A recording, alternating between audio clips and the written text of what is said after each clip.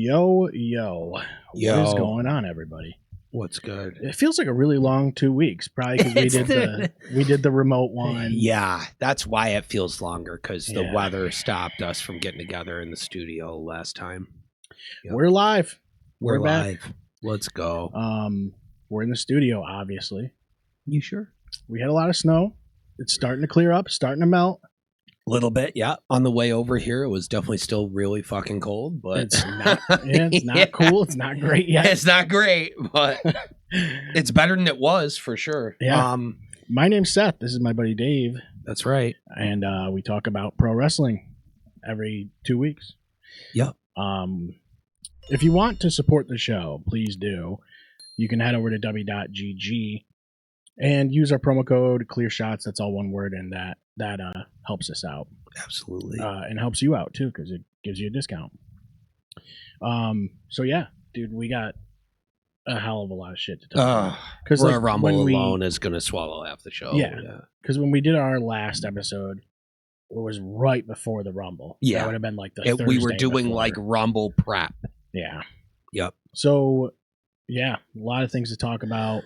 For sure. And the Rumble, I don't know. I felt like, so the first one was the Women's Rumble. It started out, I think it's just kicked off with that, right? It did. Kicked off with the Women's Rumble, which I thought was great. I thought that was better than the men's. Yeah. Yeah, I thought it was fine. It was good. I felt like there wasn't a lot of surprises in the Women's Rumble, which usually is the case. There wasn't in the men's either.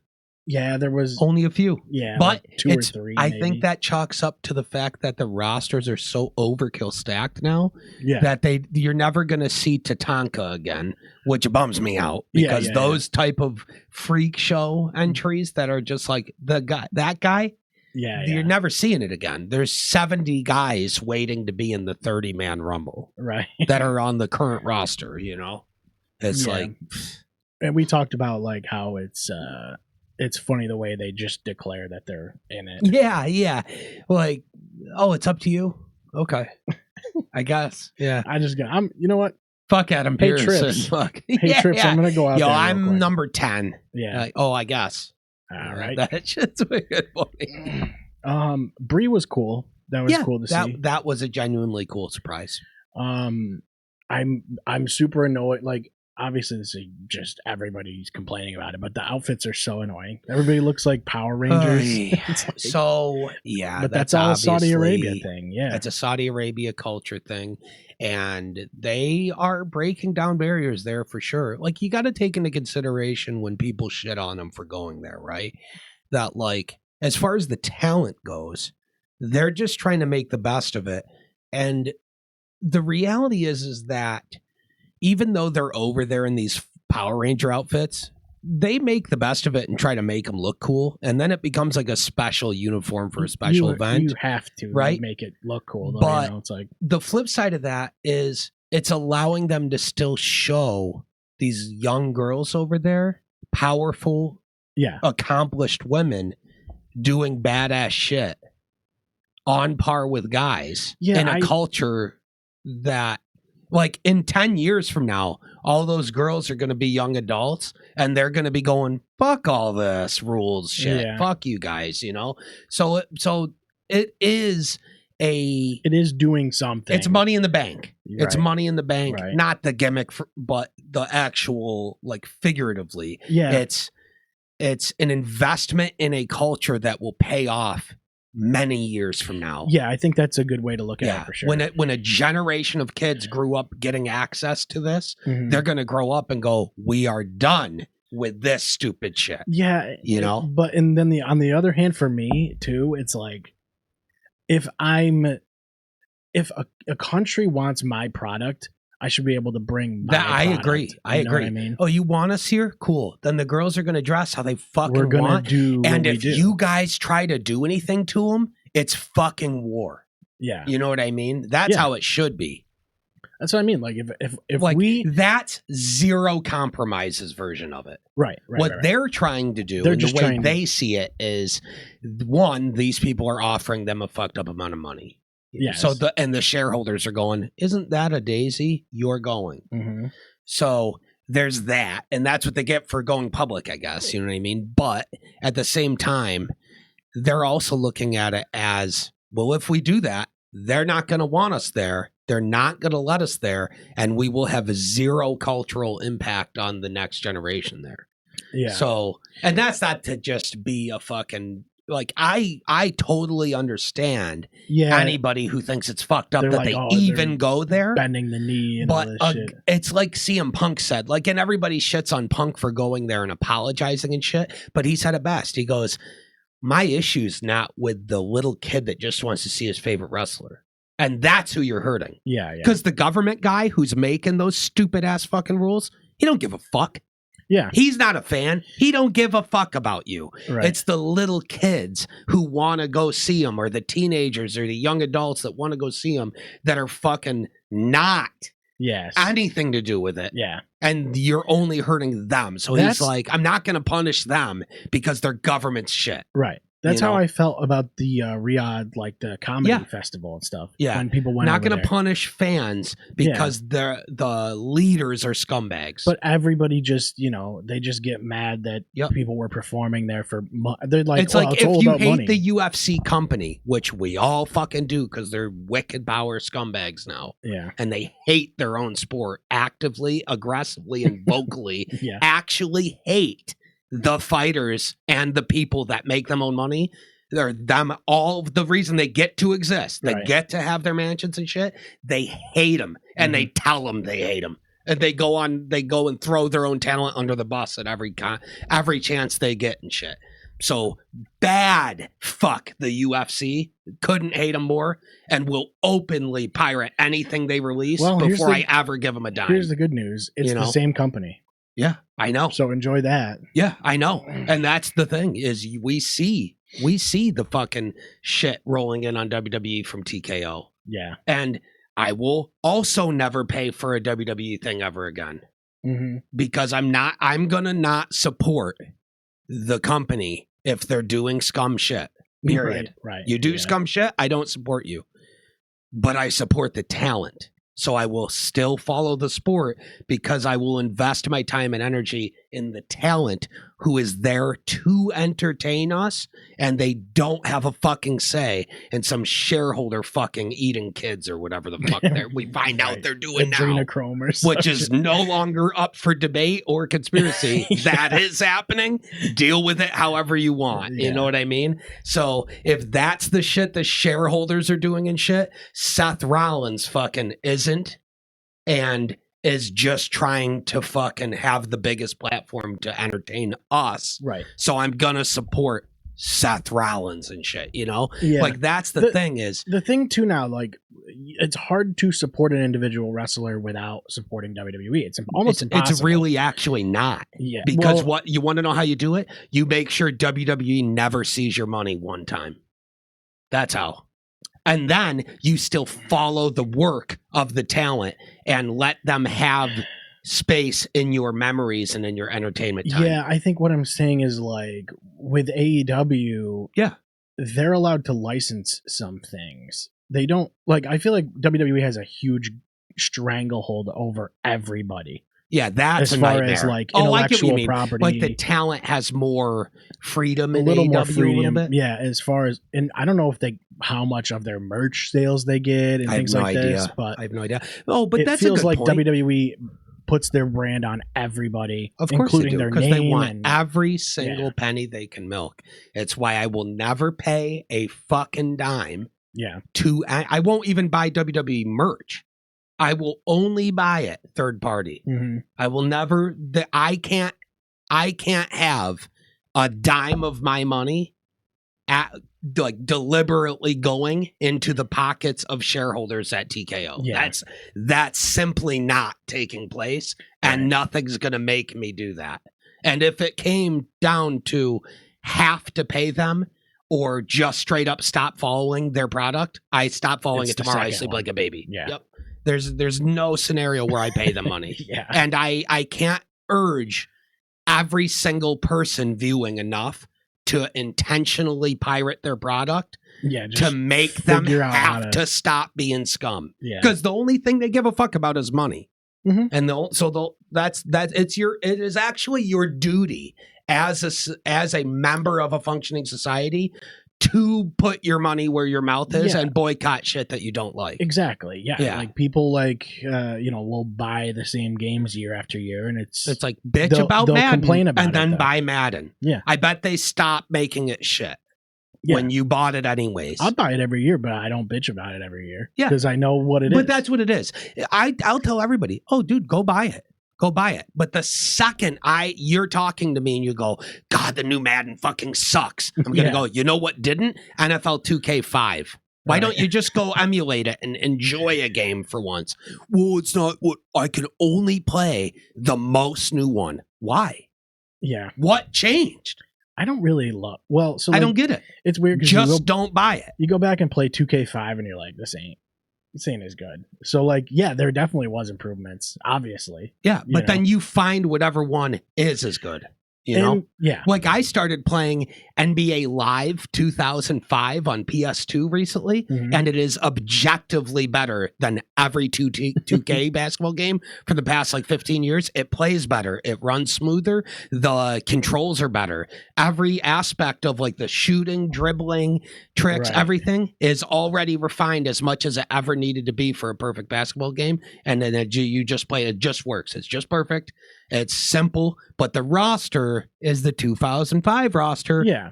So well, it's that's like, the thing. I've been playing the like old wrestling games. I've been playing Here Comes the Pain a lot. Yeah. And so, but the difference is, it's almost better to have the old roster. You get tons of legends. And that's my point. Yeah. Oh, I have to play as the Raptors with Vince Carter and Rafa Alston and shit. Oh no. And I'm playing against Kobe and Shaq and fucking rookie LeBron and shit.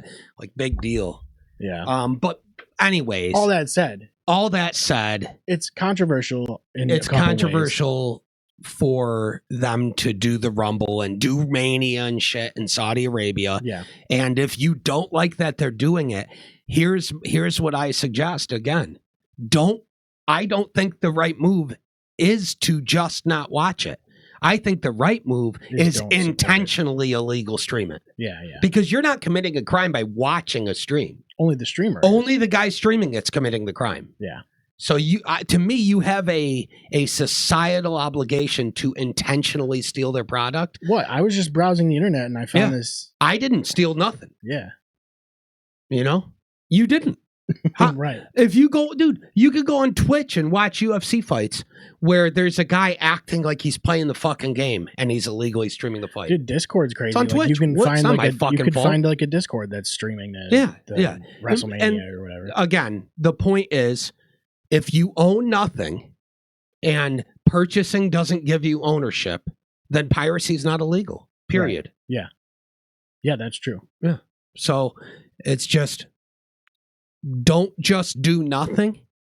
Do something that actively negatively impacts their wallet. Mm-hmm. You know? With all that said. Because that's the only way they're going to change it. The outfits suck.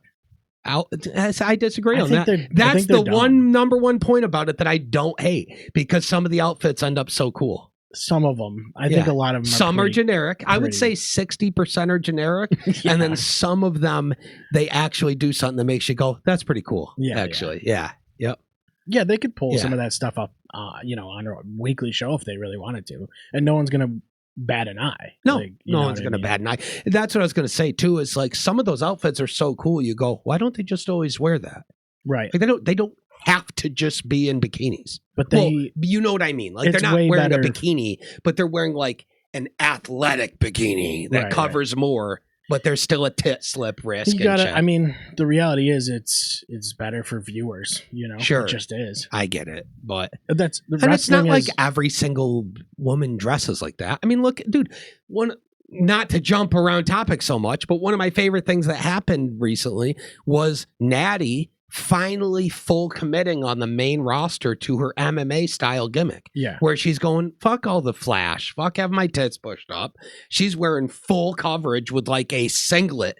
Like she's ready to go to fucking war. Yeah, it's interesting because for a long time it was like bra and panties matches and stuff. Yeah. And then it became, these are workers. Like they're actually they're workers. Yeah. And then now it's like it's starting to get into a middle ground where Yeah, they're like, we can be sexy. To be fair, that's okay. I don't have anything wrong with them wanting to feel sexy in their outfits or whatever, but it's not like they're doing anything different than the guys in reality. Because look at what Orton wrestles in. Like you know, Orton's wearing nothing. He's wearing basically. fucking underwear and he's shredded. Yeah, There's women that are watching the show and wicked guaranteed gay guys that are like, who the fuck is that guy?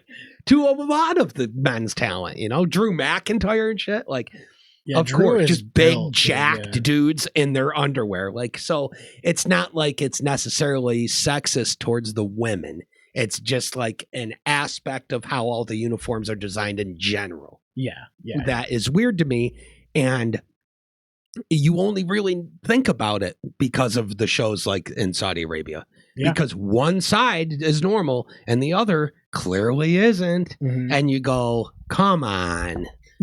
And like you said, you're like, I'm sick of these Power Rangers. I thought, I thought Rhea's makeup was weird though. I didn't know it looked weird. It looked like she just came out of the back crying. Yeah, it was like a clown. Or something. It was an intentional homage to a character, but I'm not familiar with the character. But it's apparently something real that she was. That's why she did that.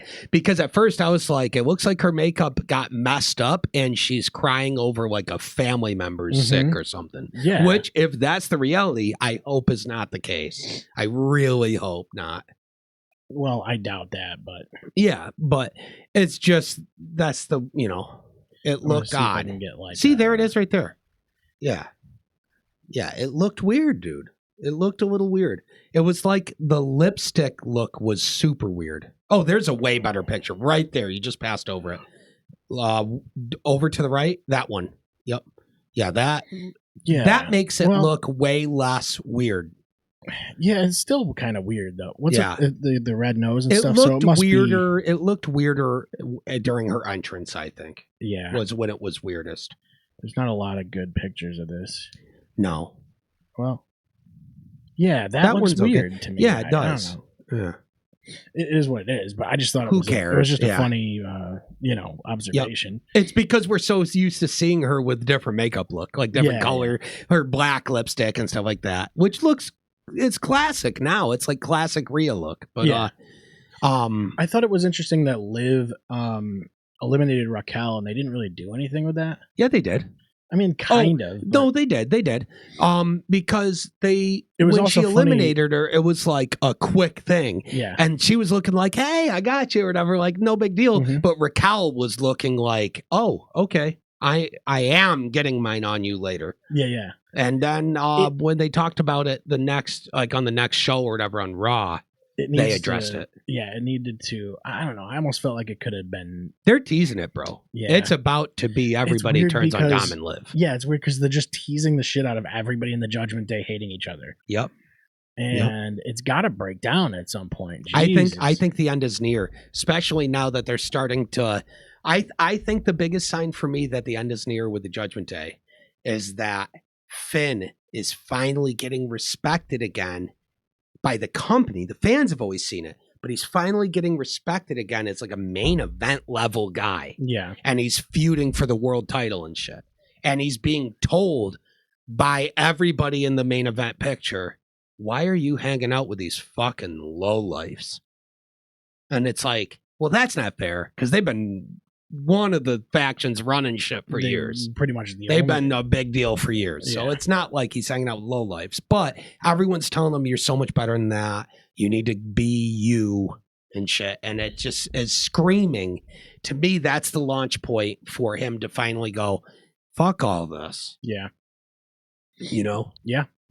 Dude, apparently one of the original plans for Mania, for the last Mania, that was on the table was Finn leaving Judgment Day and facing Dom at Mania as the demon. And they didn't do it. Doesn't that make you go, no? Well, I'm trying to think of like what really big has changed since Mania with the Judgment Day. I mean, that's about it. Liv's back. Yeah, because like it makes you wonder if they if they were like, hey, what if we do this for a year? Like, what if we do this first? Yeah. But like, what is that exactly? Dude, I don't really know what. It's not clear to me what that would have been. Yeah, me neither. But it does seem they're going the way of him turning on Dom and facing him at Mania at some point or something. So I thought the end of it was good, like the Liv, Tiffy, Sol Ruka. Yeah. thing. Oh yeah. I honestly legit thought Sol was gonna win. She looked great, and she's been great. So she's been great. Yeah. This current wave of new talent has been god tier. Yeah. So the Rumble did a great job of a number of things, but I think the biggest thing it did was it elevated the young talent. Big it time. Put a spotlight on all Big those time. guys. Couldn't agree more. Not just Sol Ruka. Not just Sol Ruka, but also let's see who else had a really big showing in obviously like all the guys in the men's Rumble. Well, yeah, of course, but just in the women's, you had, I mean, I'm trying to think of all the Judgment Day people were in it and had great showings. Yeah, let's just bring up the list of everybody who was in it. Who was in both of them, really? 2026. Yeah, it's gonna have to be 2026.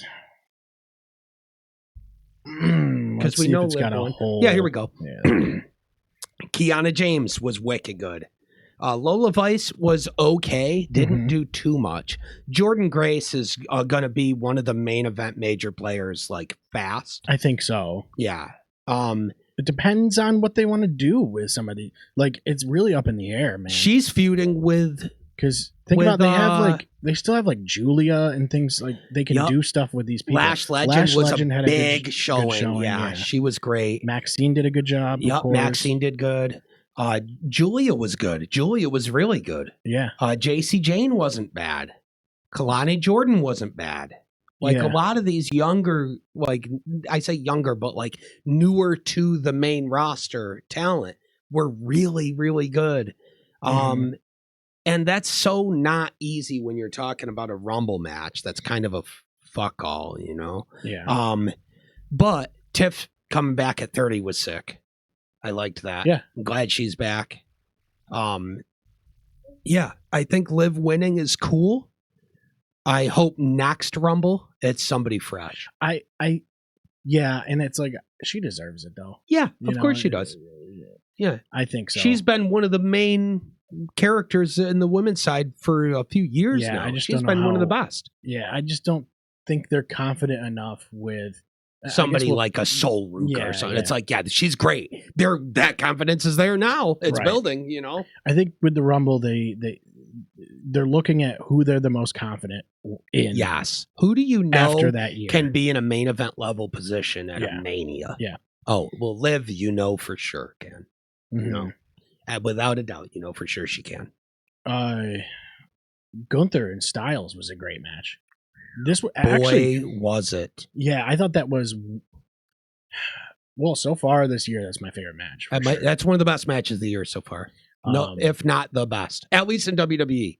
That's probably the best match in WWE all year. It was incredible, fucking believable. Unfucking believable. Something about the way they worked at the pace and the storytelling, the psychology.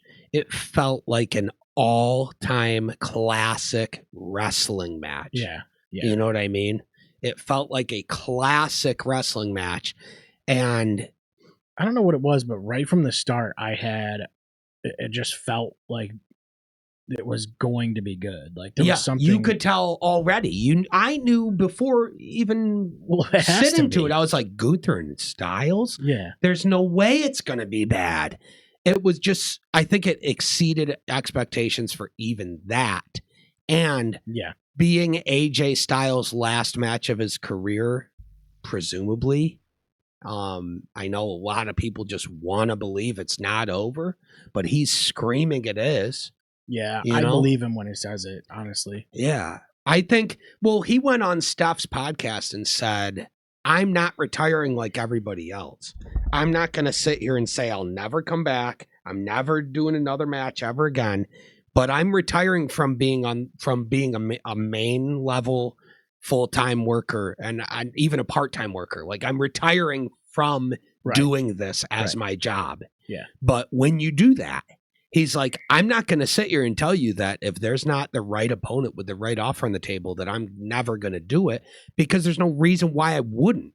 He's like, I'm not going to just draw this fake line in the sand and go, I'm never wrestling again. He's like, that's why I got the gloves. Because I was like, I'm not going to never come in again. He clearly can still do it at the same. And he's going to be able to do a 450 splash off the rope springboard in his 50s, guaranteed. That's what I'm saying. The level he's doing it still at. He's still top 3 workers on earth. It's absurd. Yeah.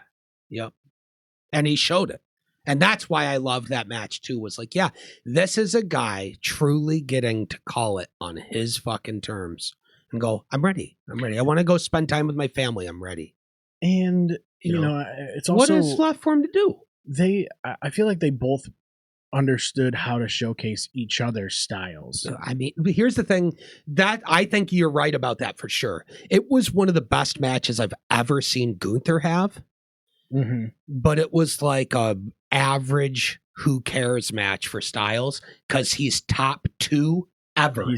Objectively. Yeah. He's top 2 ever. It's him and Michaels. That's it. They live alone as 1A, 1B. And ask anybody in the industry, and they're going to say one of their names. Yeah, for sure. You know what I mean? When Kurt Angle, who's another guy in that highest echelon ever of in-ring workers, when he's going, I wrestled Sean in like 2002 and debatably his prime. And I wrestled AJ also in his prime like 8,000 times in TNA. And he thinks Styles is like that much better than Michaels in the ring. Like just a hair. Huh.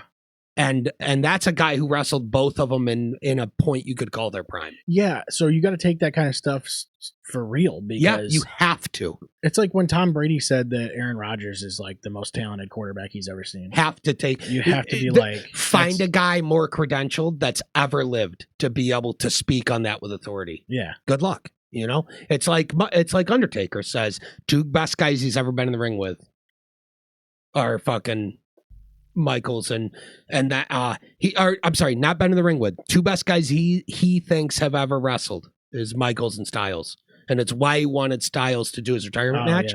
Yeah. But he never got to have the match he wanted with Styles. He wanted like a WrestleMania 25 type match or 26 with Michaels. Like he wanted one of those, but with Styles, where this time Styles finally gets him. Yeah, you know. Cool. That's what he originally wanted, was to go, I did it. It's one of those things, like, that one's really hard to debate, dude. How do you can find whatever metric you want to find for measuring how you decide who the best is, and he's going to be at the very top level with whoever else is also at the top level ever there, you know? Yeah. But that's the reality. There is no number one ever guy, but there's tiers, and he's in the tier that's the highest tier that exists, and he's there with like a couple guys. It's like the S tier of S plus fucking yep. Absolutely. So that's that, not to ramble about how just much of a fucking god style is. But my point is like, if his retirement match was with a blow-up doll, there's nothing you could do to make it be less than 4 stars. You know what I mean? There's nothing you could do. Right. We would probably end up crying. Probably end up being a grown man crying because he does a job in an emotional final against a fucking blow up doll, like a Roomba or something. A Roomba, yeah. And you're on the edge of your fucking seat in tears, like counting. What, dude? No, he's gonna tap. Actually, that's a funny idea. You know what I mean? Like it bumps into his foot. Yeah, and it takes a bump. He traps stubs. Oh my god! Somebody's done that. Somebody's done it. Yeah, somewhere. Dude, Omega wrestled a blow up doll. Oh yeah, he wrestled a little girl, and it was sick. Yeah, it was. It was sick, bro. That's another guy who's in that tier for sure. For me, he's in. So he's probably my favorite wrestler that's never been in WWE. In Dynamite a couple weeks ago, he had a match with Andrade, and it was phenomenal. Match. Shocker, Great shocker. Match. Andrade's been doing good now that he's back in AEW. Well, this is another thing. So I guess I'll just get my Dynamite notes out of the way real quick. Sure, yeah. Because there wasn't much. Well, okay. but it's a matter of guys that can put on great matches and they're less restrained. You know what I mean? Yes. Yep. And when guys that can put on great matches and they just want to have maxed out matches go to AEW, it seems like that is where they belong. They're allowed to do what they want to do creatively. Yes. And that results in guys like Andrade. Now, it might also result in injuries. You know, it might. That's the thing. But this could be the thing Andrade needed to really have a serious run, though. Because before, when he first came in, he was red hot, and then they did nothing with him, and he just floundered, and he left, and he ended up coming back to WWE. But it was kind of definitely feeling like it was just because there was a strain on his relationship with Charlotte, so he wanted to get to WWE to try to be on the road with her and make that easier on them, and it didn't work, and they ended up getting divorced, and that's sad. Couple splitting up is never sad. Because nobody gets divorced because they shouldn't have. You know what I mean? It's not an accident. So it's better for both of them. And hopefully they're both happy and shit. That's interpersonal stuff, personal life stuff that kind of that's nobody else's fucking business. You know what I mean? But either way, it appears that's what took place was he went to WWE kind of to get a reset. And I think that's smart. He's a great talent who either company would love to have. Yeah. It's just he needs to figure out how to use that to his advantage in a good way. And I think he did that. He got a reset when he came to WWE. He fits better in AEW. And being away from AEW for a while on WWE makes it so that when he comes back to AEW, it's very fresh. Mm-hmm. It's like, oh, this guy's back and with momentum. He's basically made 2 returns. He came back, and I don't remember if he got injured or like what. He came back for I guess there was like a weird contract thing. Yeah, and then he it lapsed basically or something. Yeah, they just had to wait. He disappeared again and then came back again doing like the same thing. Yep. Which was crazy. I think he misunderstood what his clause was on his contract. And so he thought it was over, went to AEW. Then he found out it wasn't and said, I'm so sorry, guys, but it's not. And I was mistaken. Like a non-compete. And he's not going to fuck with that because he'll get sued. Right. So he's like, no, we got to cool this. We got to stop this. I'll come back when I'm good.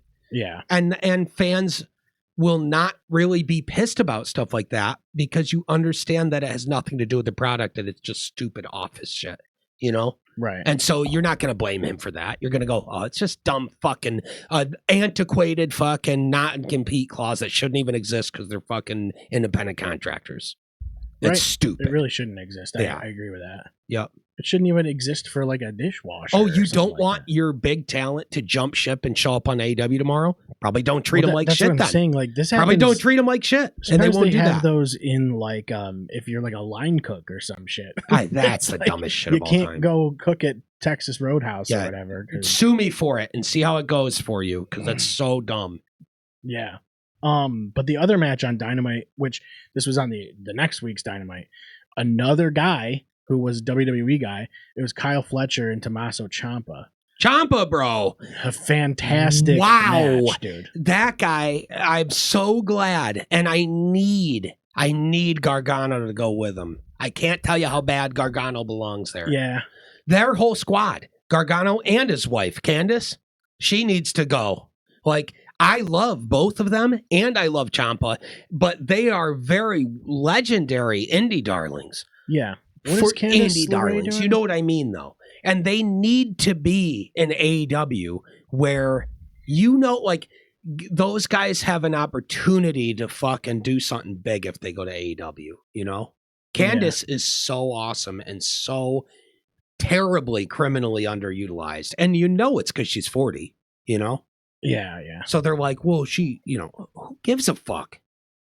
Orton's almost 50. Yeah, she's worked all over the place. She's been everywhere, dude. She's great. And, yeah, dude, PWG. You know, and the bottom line, really, it always comes down to Wrestling Human Tornado. That's funny. Do people, like, does WWE really have the space for all these people? No. They tend to sign people that have big reputations, they're great performers. Just to lock them up. You just can't do anything with them necessarily, you know? Yep. There's just not enough room. Look at the guys she's faced. Adam Cole, Johnny Gargano, Tommaso Ciampa, Roderick Strong, John Morrison, TJ Perkins, Chuck Taylor, because of PWG. Mm-hmm. Literally, like, what? Yeah, It's crazy. so ridiculous. The Young Bucks, Kevin Owens. Oh my God, Joey Ryan, dude. Oh God, that's not even worth getting into. Christopher Dan, like so many of these dudes, Ricochet, Frankie Kazarian, dude. Like this is what a crazy lineup. She was in DDT, dude, with Takashita. That's crazy. Yeah, that's wild. So that's why I'm saying, like, I think if she went to AEW, she would be like, oh my God, there's so many dudes here that I've been friends with since fucking the 2000s. Yeah. You know? And Ciampa, who's best friends with her husband. I don't know. And probably has just been friends with her. It depends forever. on what her contract looks like. Probably True. She'll probably let it run I out. say that only because her and Gargano are people that just aren't doing shit in WWE right now. Right. They've got to be going, I'm begging you to let me go with Ciampa. Because look what he just did. He came over and they instantly treated him like the fucking superstar he is and should have been. Yeah. He should have been a major player. Yeah, and they over took the title. Gargano. Fletcher's just fantastic too. Oh, so yeah, you put him in the ring with course. that guy. But that was like top the guy. Smartest thing they could have done was have him debut facing a top guy for a decent like an IC title level belt in AEW. You know? Yeah. Yep. No, I agree, dude. It was fantastic. That match was fantastic. Yep. They put on, and it's like you watch Dynamite, and every time I watch Dynamite, I'm like, this could be a main event, like a pay-per-view main event match. AEW's killing it, dude. And at least one match every week, I think. MJF is back now, and he's the champ. He's got the Triple B. It just, everything feels exactly how it should. Yep. That was I watched both episodes of Dynamite, but I tuned in for certain matches, you know? Yeah, for sure. Let's see. Back to Rumble, I guess. Because Zayn and McIntyre was a great match. Well, that's what I was just about to say is, we'll take the detour to Dynamite, but we didn't even finish talking about Rumble yet. That was good. Yeah. I thought Zayn and McIntyre was amazing. And I thought it was the right call to not have Drew lose the belt already. Because it's been such a hard journey for him to have this moment. Yes. No, definitely don't. Yeah, and it's interesting because you think... He is the WWE champion. I was thinking he might have lost because... he's never lost to Zayn out. And it was Sammy in a Muslim nation. Yeah. It made a lot of sense. Yeah, which is cool. I love that shit. That's okay. But I don't think it was the wrong call to have... I think it was the right call to have Drew win and have a longer reign. It doesn't mean you can't have Sammy beat him for it down the road. You know? Yeah. I just don't think it was the right time. He just got the fucking belt. It's tough with Sammy because it doesn't. They keep kind of ramping him up to like where he might get have a title reign, and then he just kind of like disappears. But you can get a better chase out of him than this. I think you can get a better chase out of him than this, and it starts with having him initially lose and fight his way back. I think people are just worried if he's like, going are they to. actually gonna do it? Yeah. They should. I think they should. I think it is time to do it. It's hard to tell now. I think the guy that should end up beating Drew for the title is Zayn, but it should happen at like, if not Mania, because it looks like the Royal Rumble winner is Reigns, and he's very much aggressively picking Punk, which I loved. Mm-hmm. Which means Drew doesn't have a Royal Rumble guaranteed opponent. You know what I mean? So they're going to do the chamber, you know? So I think whoever ends up in the chamber. Yeah, when's the Elimination Chamber coming up real soon, isn't it? It is. Yeah, it's in like a week and a half or something. I think it's next weekend. Not this weekend, but a week. Yeah. Yep. February 28th. Okay. So yep. What are we looking at? Yeah. Not this weekend. Okay. So not next weekend either. It's 2 weeks after that. 2 weeks from like Saturday. Yeah, 2 weeks from Saturday. Okay. I thought we were farther into February, probably because I'm just like hoping for better weather. And I'm like, please be almost done with February. Yeah, dude, tell me about it. Let's see. But sometimes you just don't really know nowadays. It's tough because there's a lot of guys that feel like they should be getting this push, and I don't have a lot of confidence that they're going to. No, especially with guys like Karrion Kross. especially with that. What? Look at guys like Knight. Yeah. LA Knight. Really? Right. It's not his time yet. What are we fucking doing? Yeah, I don't have a lot of faith. I don't. I have a lot of faith that what's going on is Triple H knows how to run a wrestling company because he sat there and watched it be done correctly for decades. Right. So he's going, yeah, this is how this works. And then the board members are going, no, it's not. We need Cody and Roman to be the only guys ever. Yeah. Because if they're the only guys ever, then we can use them for branding consistently for eternity. Yeah. And he's going, that's not how wrestling fucking works. I'm going to just always defend it because I don't think, I just don't think as much of this is on Triple H as people make it out to be. We've seen him book well in NXT. Yeah. We know it's not him.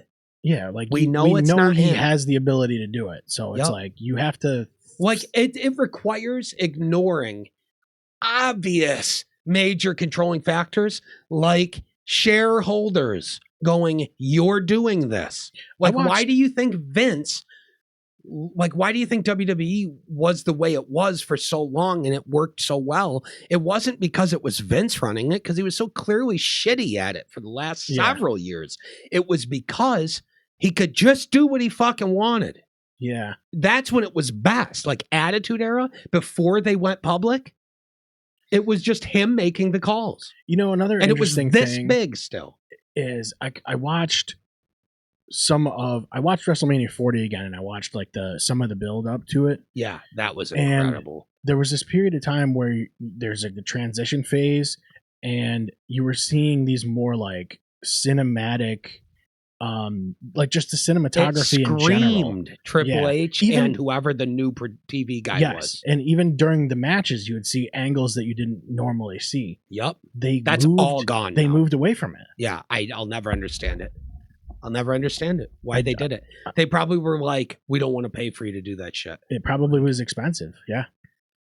Hey, yeah, I wouldn't be surprised. We don't want to pay for it, even though we're making way more money than we ever have been. But we're in the age right now of American corporations strangling themselves out of existence because of the end of unchecked capitalism, which is political shit we don't even need to get into. Yep. It's just is happening. Whether anybody likes it or not, natural stage. It just is reality, and it's a natural stage of when you go stage capitalism. It's the end game is corporations have to turn into scum because all they're worried about is making more money than they did last year. It's having a business where it's infinite growth, where you have to make more every year. You have to show growth. That's not real. That's fake. Yeah. That's not how it works, and they won't let that go. And that's why we're in the position we're in right now. Well, if I had a business, I would want growth, but it doesn't have to. I don't want it to be the only it's not priority. Realistic. Yeah. To get growth forces you to eventually get to where you're committing human rights atrocities. I just want to. It's the only way. Yeah, I would just want to make enough money to live. You want to make enough money to beat when everything's paid for. To pay everybody's making tons of money, right, and everything's great. But that's and fantasy. Then settle there. It's fantasy land, you know. It's not, because they've been there for decades. They've been doing there. You mean it's fantasy land because have them do it? Yeah, of course it's like anytime you see potential to earn more, you're going to. Yeah, but if you don't, that's because the government refuses to regulate it. Regulation, right? Yeah, and that's all it is. You have to regulate that shit. Yeah, that's not what. And so the reason we even briefly bring that up is because that very real world reality problem is what's going to cause big things like WWE to shit out and stuff like AEW not to shit out because it's privately owned by Tony, and he's going, no. You can't ignore it, though. It's in your wrestling You now. cannot ignore it because it has entered the wrestling sphere. Yeah. And you're seeing a major conglomerate like a TKO strangling itself. They're shooting themselves in every limb hard over and over again with both UFC and WWE. Yeah. Behind the scenes they are. And WWE, like you said, why is it that it seemed like we were entering this golden age on the build up to WrestleMania 40, and then all the stuff they did different that was entering the golden age, they stopped doing 90% of it? Why? there was like the coolest camera angles I've seen. Yep. I don't know what they did. And I'll tell you what, it's just what we just said. That's why. There's your answer, you know? Yeah, and it was weird with watching the angles. It was almost shot in a different. Yep. Like the lenses were different. And I'll tell you right now, too, different. Unreal, WWE Unreal, yeah, that has hurt them so bad because the only thing it exposes is that there's still a bunch of people in positions of power that have got to go yesterday. Like, why the fuck is Michael Hayes in the goddamn room? Yeah, the second a camera catches him saying that Chelsea Green will never, ever be above a certain level, he should have been fired and all ties cut that minute. So here's the thing. They should have not on show. They should have filmed him saying that. And then the duty of the cameraman is to take that footage off camera, out of production, and go, I got to take this to Triple H. And go right to Triple H and go, did you hear him say this shit? And Triple H has an obligation to right there walk up to him and go home. You're retired. Here's the way I look at it, though, because they might just be using this for kayfabe. It could be a work. You know? But if it's not a work, then it exposes that guys like him have to go 10 years ago. Oh, because they just have an antiquated idea of how the business works that is out of line deeply with how it actually fucking works. If I'm doing that show, though, I could just do just fake everything. I could say, hey, do this. And dude, you know what we should really do? Surprise the crowd. We should bring Brock Lesnar back for the 50th time and have him suplex everybody and win the title. And then we'll go nowhere with it, and he'll leave when his contract's up. I'd have him sitting in the boardroom and be like, should LA Knight win the title at WrestleMania? And then they'll all be like, I think we should do Lesnar again. You know what I mean? That's what I mean. Just to fuck with people. Yeah. And then you do have LA Knight win, Or you have it be Lesnar and but Knight that's the point, cashes in or something, you know? The hope is that the excuse they use, that they're always a step ahead of the audience and whatever you think you know is not what is really going on, right? Mm-hmm. The excuse is that excuse better be true or else it's ultra lazy. Yeah. And they're just going, we don't want to work as hard as we need to make this good. Okay. Or probably fire Bruce Pritchard, probably fire Michael Hayes, fire everybody that says one word that exposes them to be an old head. Yeah. The second they're not on the pulse of what's happening now, bye. Like a William Regal, you got to have him around at all times because you ask him about the current shit and he's going, yeah, we need to be going in this direction. He's understood how to evolve with the That's right. That's right. You need guys that understand the evolution of the product and aren't Jim Cornette level guys going, why don't they do a rest hold for 3 minutes anymore? This sucks. Okay. We need a Lex Luger. We need another Lex Luger. Yeah, it's like, no, you don't. No, you don't. If you can't see that Chelsea Green is a not main event level star, like a company leading star, then you've got to fucking go.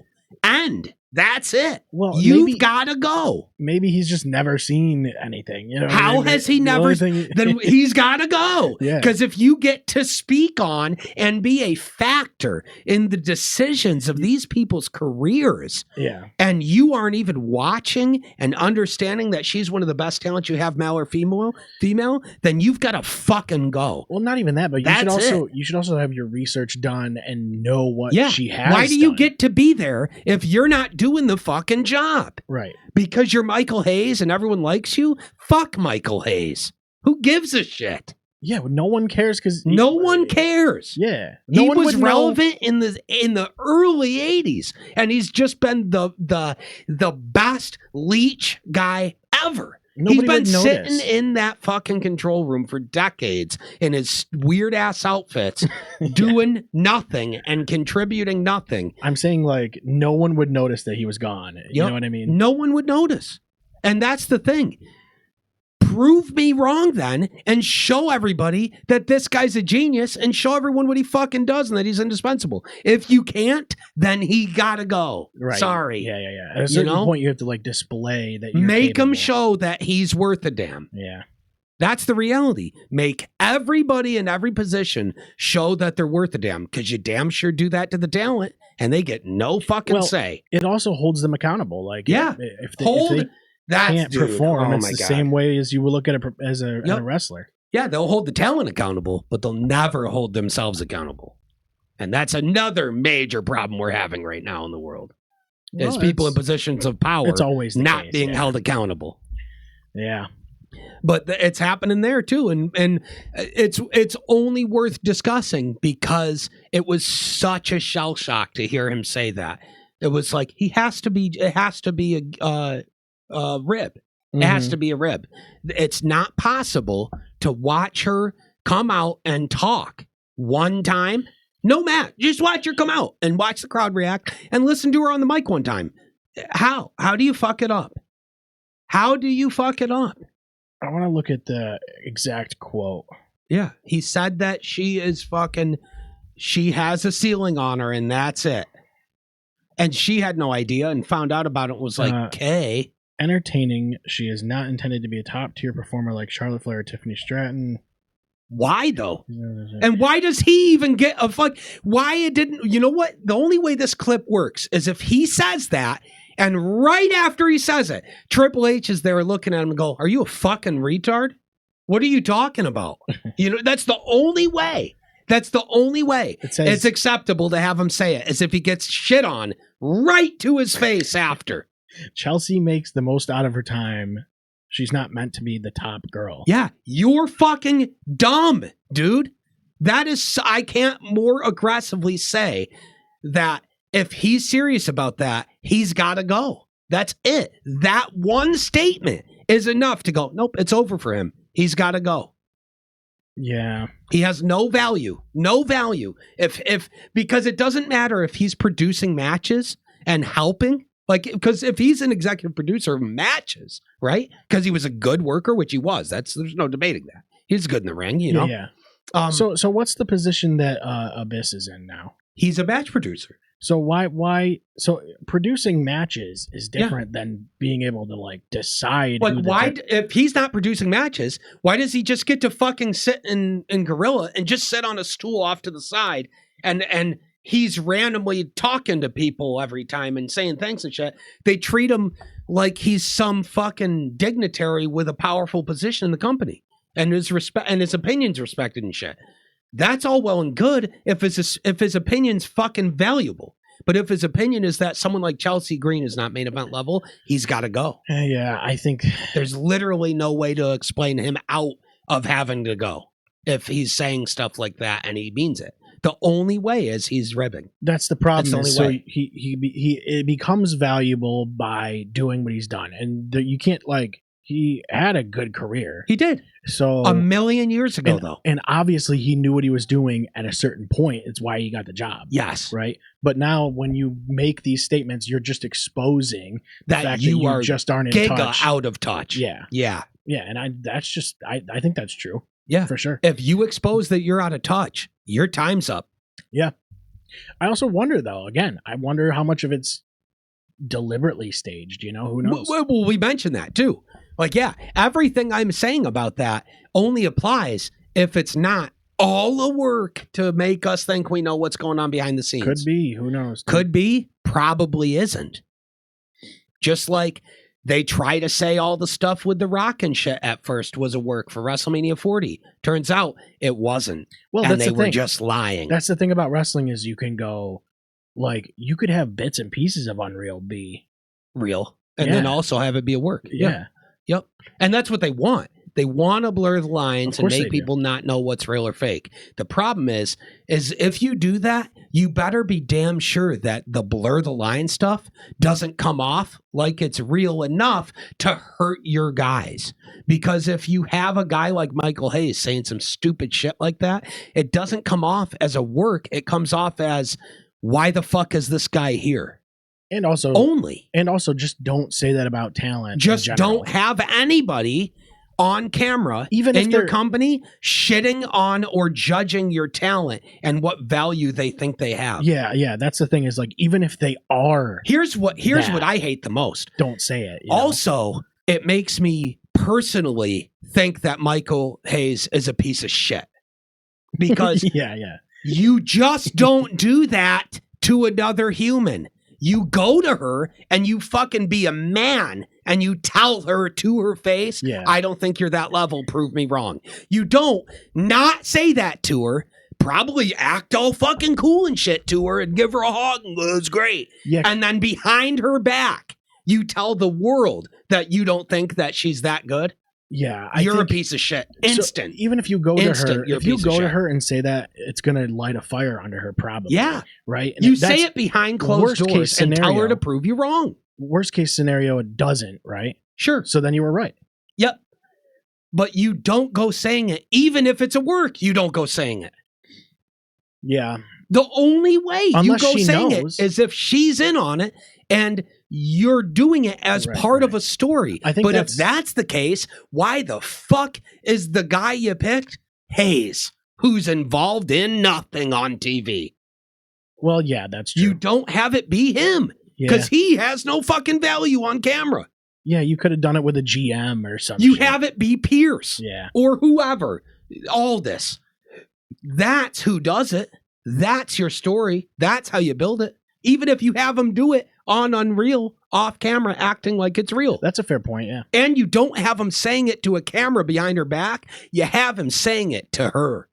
That's the bottom line to me is like if she was aware of that and he was going to do those details I just said is why it's so believable that it wasn't a work. It was Michael Hayes being asked. He said that shit and he needs to go. And he needs to have somebody whip his ass. Because that is some scum garbage as a man.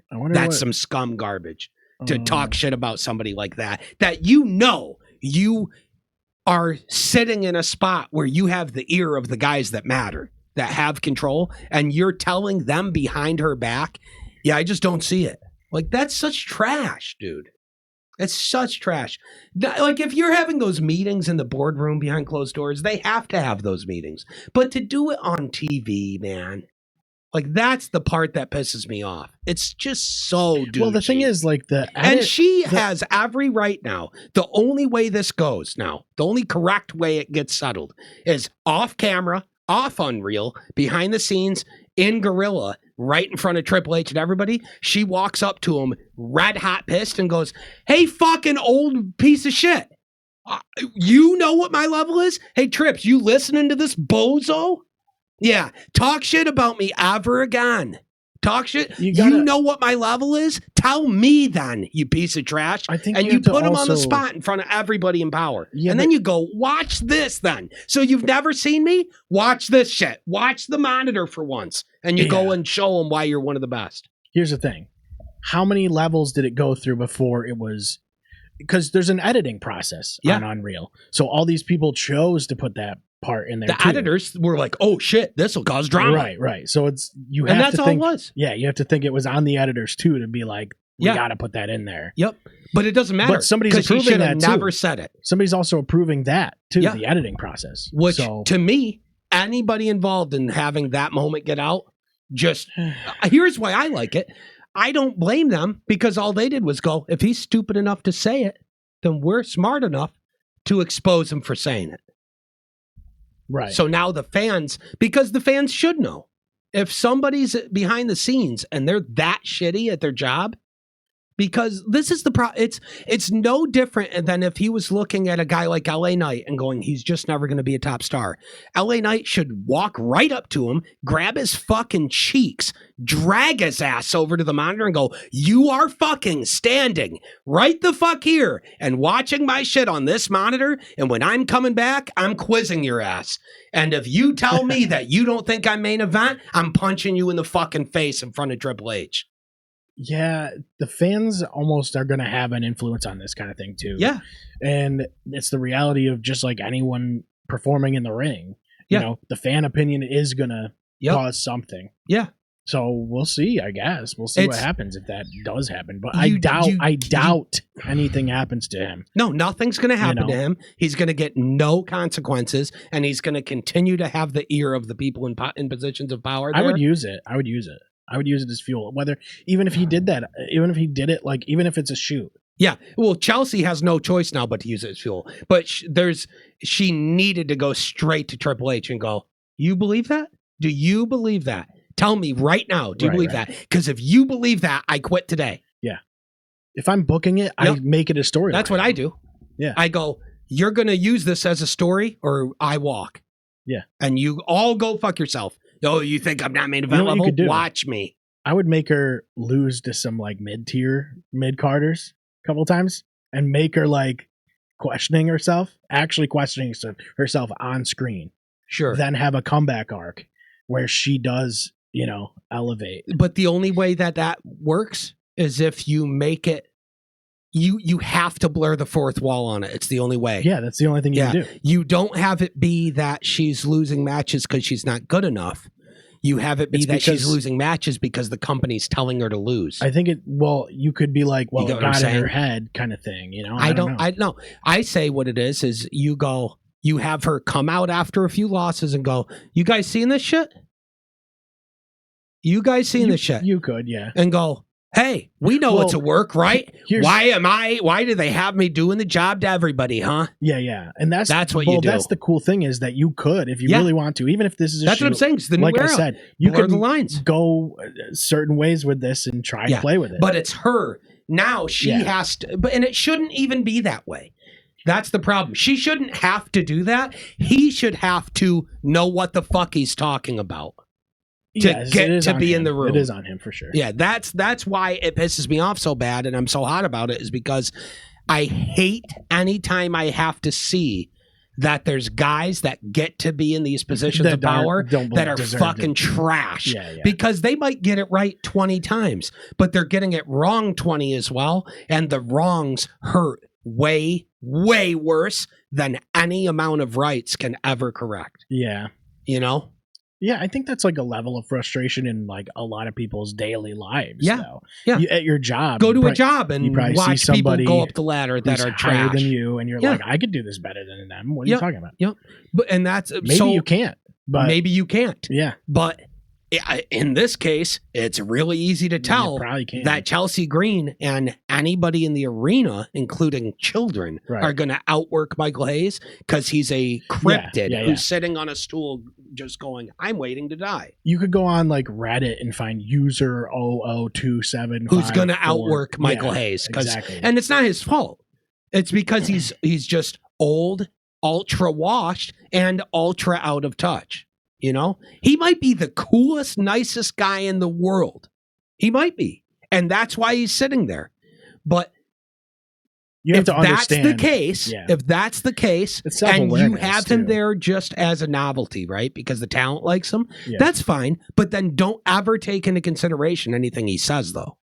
Yeah, and just let him hang out because he's an old guy who's been there forever, and the talent likes him, and they want to get to say hi to him. It's a self-awareness thing, though, too. He needs to understand what he's saying. He needs to understand that he's out of touch and just stop trying to contribute ideas in that way. Yeah, just like choreograph the match. That's it. Just stick to your fucking lane, but also. Probably better be watching the matches too.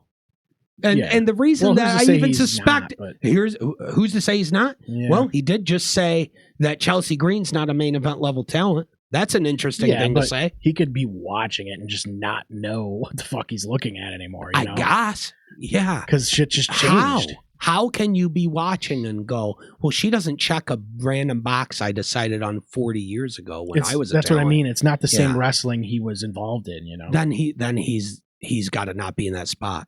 Let him sit on his fucking stool and say hi to everybody. But if he's going into those boardrooms or if he's going into a single room with anybody that has a deciding factor, though, and telling them that about talent, then it's on them to know not to listen to him then, And that's just... Fuck Michael Hayes, am I right, chat? Yeah, fuck Michael Hayes. Seriously, though, like, I know I'm sitting here ranting about it, but that's like, you're fucking ruining this girl's career and you don't even have the guts to do it to her face. That's such a big, like, instant fist fight material for me. Yeah. I could never have it. I'd quit my job on the minute if I found out that I was busting my ass and the company was intending to hold me down. Well, and that's just his opinion. That's just his opinion, though. It's like he doesn't have the final say on this. Like, they can push Chelsea Green tomorrow, and it's like he doesn't have any. He has no say in that. But that's my point. It's does he have leverage? is him saying that shit, getting to Triple H, who's going, maybe he's right. Because the second there's influence, he's got to go. That's it. You know? Yeah, I find it hard to believe Triple H would not see it, but Yep. But dude, she's I had that job. I had a job where I busted my ass wicked hard and tried to get raises and all that stuff, and would be told to my face, I'm the best worker they've had in the company in years, but they just can't afford to move me because they need me where I am. And I just went, cool, I'm out of here then. Did you miss her entire US title run? Yeah. So you didn't pay attention to any of that. Because that was ridiculous. She took the US title and made her gimmick out of the US title. And made the title matter. Yeah. Made it one of the most entertaining things on the show. Mm-hmm. Yeah. I said, she's basically just said, like, the belt is my gimmick now. Dude, she's too good. She's too good. She's too good, and she deserves to be in there with people like Charlotte and Rhea and everybody. Yeah. And it needs to be a matter of time before she is. And if anybody's holding her back, they gotta go. Put her in there with Penta again. Yeah. Dude, seriously. Just let Penta work with a couple of the women? Yeah. Yep. I want it. Dude, the Io Sky match was so insane that he had with her. That was so good. Yeah. I don't know. I guess we can talk about the men's rumble. With Balor, this was interesting too, because you had Balor like campaigning for a spot. Yeah. And then he doesn't get one because it's full, is the way they explain it. And then you look at the rumble and like Mr. Iguana comes out and you're like, dude, that was the biggest mistake they made, was telling Finn it's full and then having guys from AAA just because they have to showcase them. Yeah. It's like, no, like La Parka, and it's like no. Well, that's fine. That's different. That's different. But Mr. Iguana's funny. But La Parka comes out and does the fucking, and that's it. All I needed, he did exactly what his value was. And to me, I need that more than I need Finn Balor in the Rumble. Yeah. Because that's what we're looking for. I don't want Finn Balor in the Rumble if having Finn Balor means I don't get La Parka coming out, doing one move, standing in the middle of the ring, facing hardcam, going, and then getting eliminated fast. Yeah. I want that. Dude, that's what Rumbles are about. As a kid, I thought La Parka was so cool. Yep. And it had nothing to do with his in-ring talent. It was just the dance. He looks cool. In WCW, there was a certain amount of guys that were super over with me and my brother as kids, and all that mattered was they did dances and then got injured. That's it. As long as they did a dance and then a guy squashed them. That's all I need. I had to have it. How many La Parkas are there? More than one. Well, yeah, there's like a the lot. The one we saw is not the original, of course. The original is a big fat guy who's ultra washed. Yeah, this guy here. Yep. And he wrestles as L.A. Park now. Yeah, I think. That's right. Yep, La Parka 2. But that's the perfect gimmick to have 7 of them. Because who gives a fuck? It's so cool, though. Like, when I was a kid, I was like, oh my God, dude, he's a skeleton. That's crazy. How's he going to fight guys? Yeah. Dude, I was so happy when La Parka came out. And just right there. See that? But also, see the Mr. Iguana, like, what are we doing now? See the picture under, like you're looking at this on the side, but there's one, that one, yep, that's all that matters. That's a definitive moment of his career, is what movement's taking place in that. And it's all he'll ever matter for to me as a non-Mexican wrestling. Like I didn't grow up in Mexico watching Mexican wrestling, so I don't know what his legacy is there, but I know in the US his legacy is doing that in WCW in the 90s. Yeah. And I will love him forever because of that. Dragon? Looks like Juventud Guerrera to me. Is it? It's hard to say. Yeah, but yeah, it looks like Juvi to me. I was so happy to see him come out and do the dance and get eliminated. I just needed that so bad. Mr. Iguana doesn't bother me. I thought he was a good choice for like the Santino Marella spot. You know, I don't mind it. What I'm saying is, it's weird that they were like, it's full. You don't tell Finn it's full. Finn yeah, I agree. Unless you have Finn go, it's full. Fucking, why is this guy here? Yeah. Then he should have come out and like raged about it. You know? Yeah. Instead of being like, oh, it goes, it's full. He was probably back playing 2K26 or whatever, 2Quick 25. Hell yeah, dude. Hanging in catering or whatever. Somebody made like a post and they were like, literally all Balor's done all year was like play video games, and then he shows up and he's like, I want to do a title shot, and they're like, okay. Yep. And he because he's so good. He's so good that they're like, it's like the best. Whoever it is needs to look at him for a few seconds and go, who the fuck does this guy think he is asking me for a title shot? And then the images in their head flash of everything he did, and they go, okay. It's like he couldn't possibly make wrestling look easier. By playing like just he's just chilling in the background. The best really was when it was him, JD, and Carlito in the back all the time playing, and Carlito wasn't even playing. He's just chilling, watching them eating an apple. That's the glory to me. Carlito in the Judgment Day, that era was my favorite era. Yeah. That was just the best. I can't wait, dude. He's coming to town. We're gonna. Oh yeah, dude, that's a really can't big wait deal. To see what that card Finally, is. some indie wrestling in Oswego again. I love it. Yeah, it's been a minute. Yeah, what's it called now? One Up Wrestling. Yeah, they're that's Syracuse cool, based. I love it. Can't wait. Definitely trying to go to that. Carlito, dude. I wonder who they're gonna put him in the ring with. Is Mackenzie gonna be there? Probably. Yeah, I hope so. I hope so. I know it still works. We should have him in before the show. Like to promote it? I'd love to do it. I'd love to. Yeah, even if he has to remote in or something, I'd love to get him here and talk to him and just ask him questions. When did you start wrestling and how'd you get in? Yeah, all that shit. Who are some of the big names you've gotten to work with and stuff? I've personally seen you work with some bigger names and stuff. Yeah, that has to be cool, dude. Even as like a indie wrestler, you get opportunities that are kind of wild. Absolutely. With guys that are, maybe past their prime. I'm not going to sit there and ask them dumb questions. Who's the biggest crowd you work for? Like, that's stupid. But it'd be cool to, Does it hurt taking a ball? What about a chop? Does a chop hurt? Have you ever jumped off the top rope? No, dude. The top turnbuckle?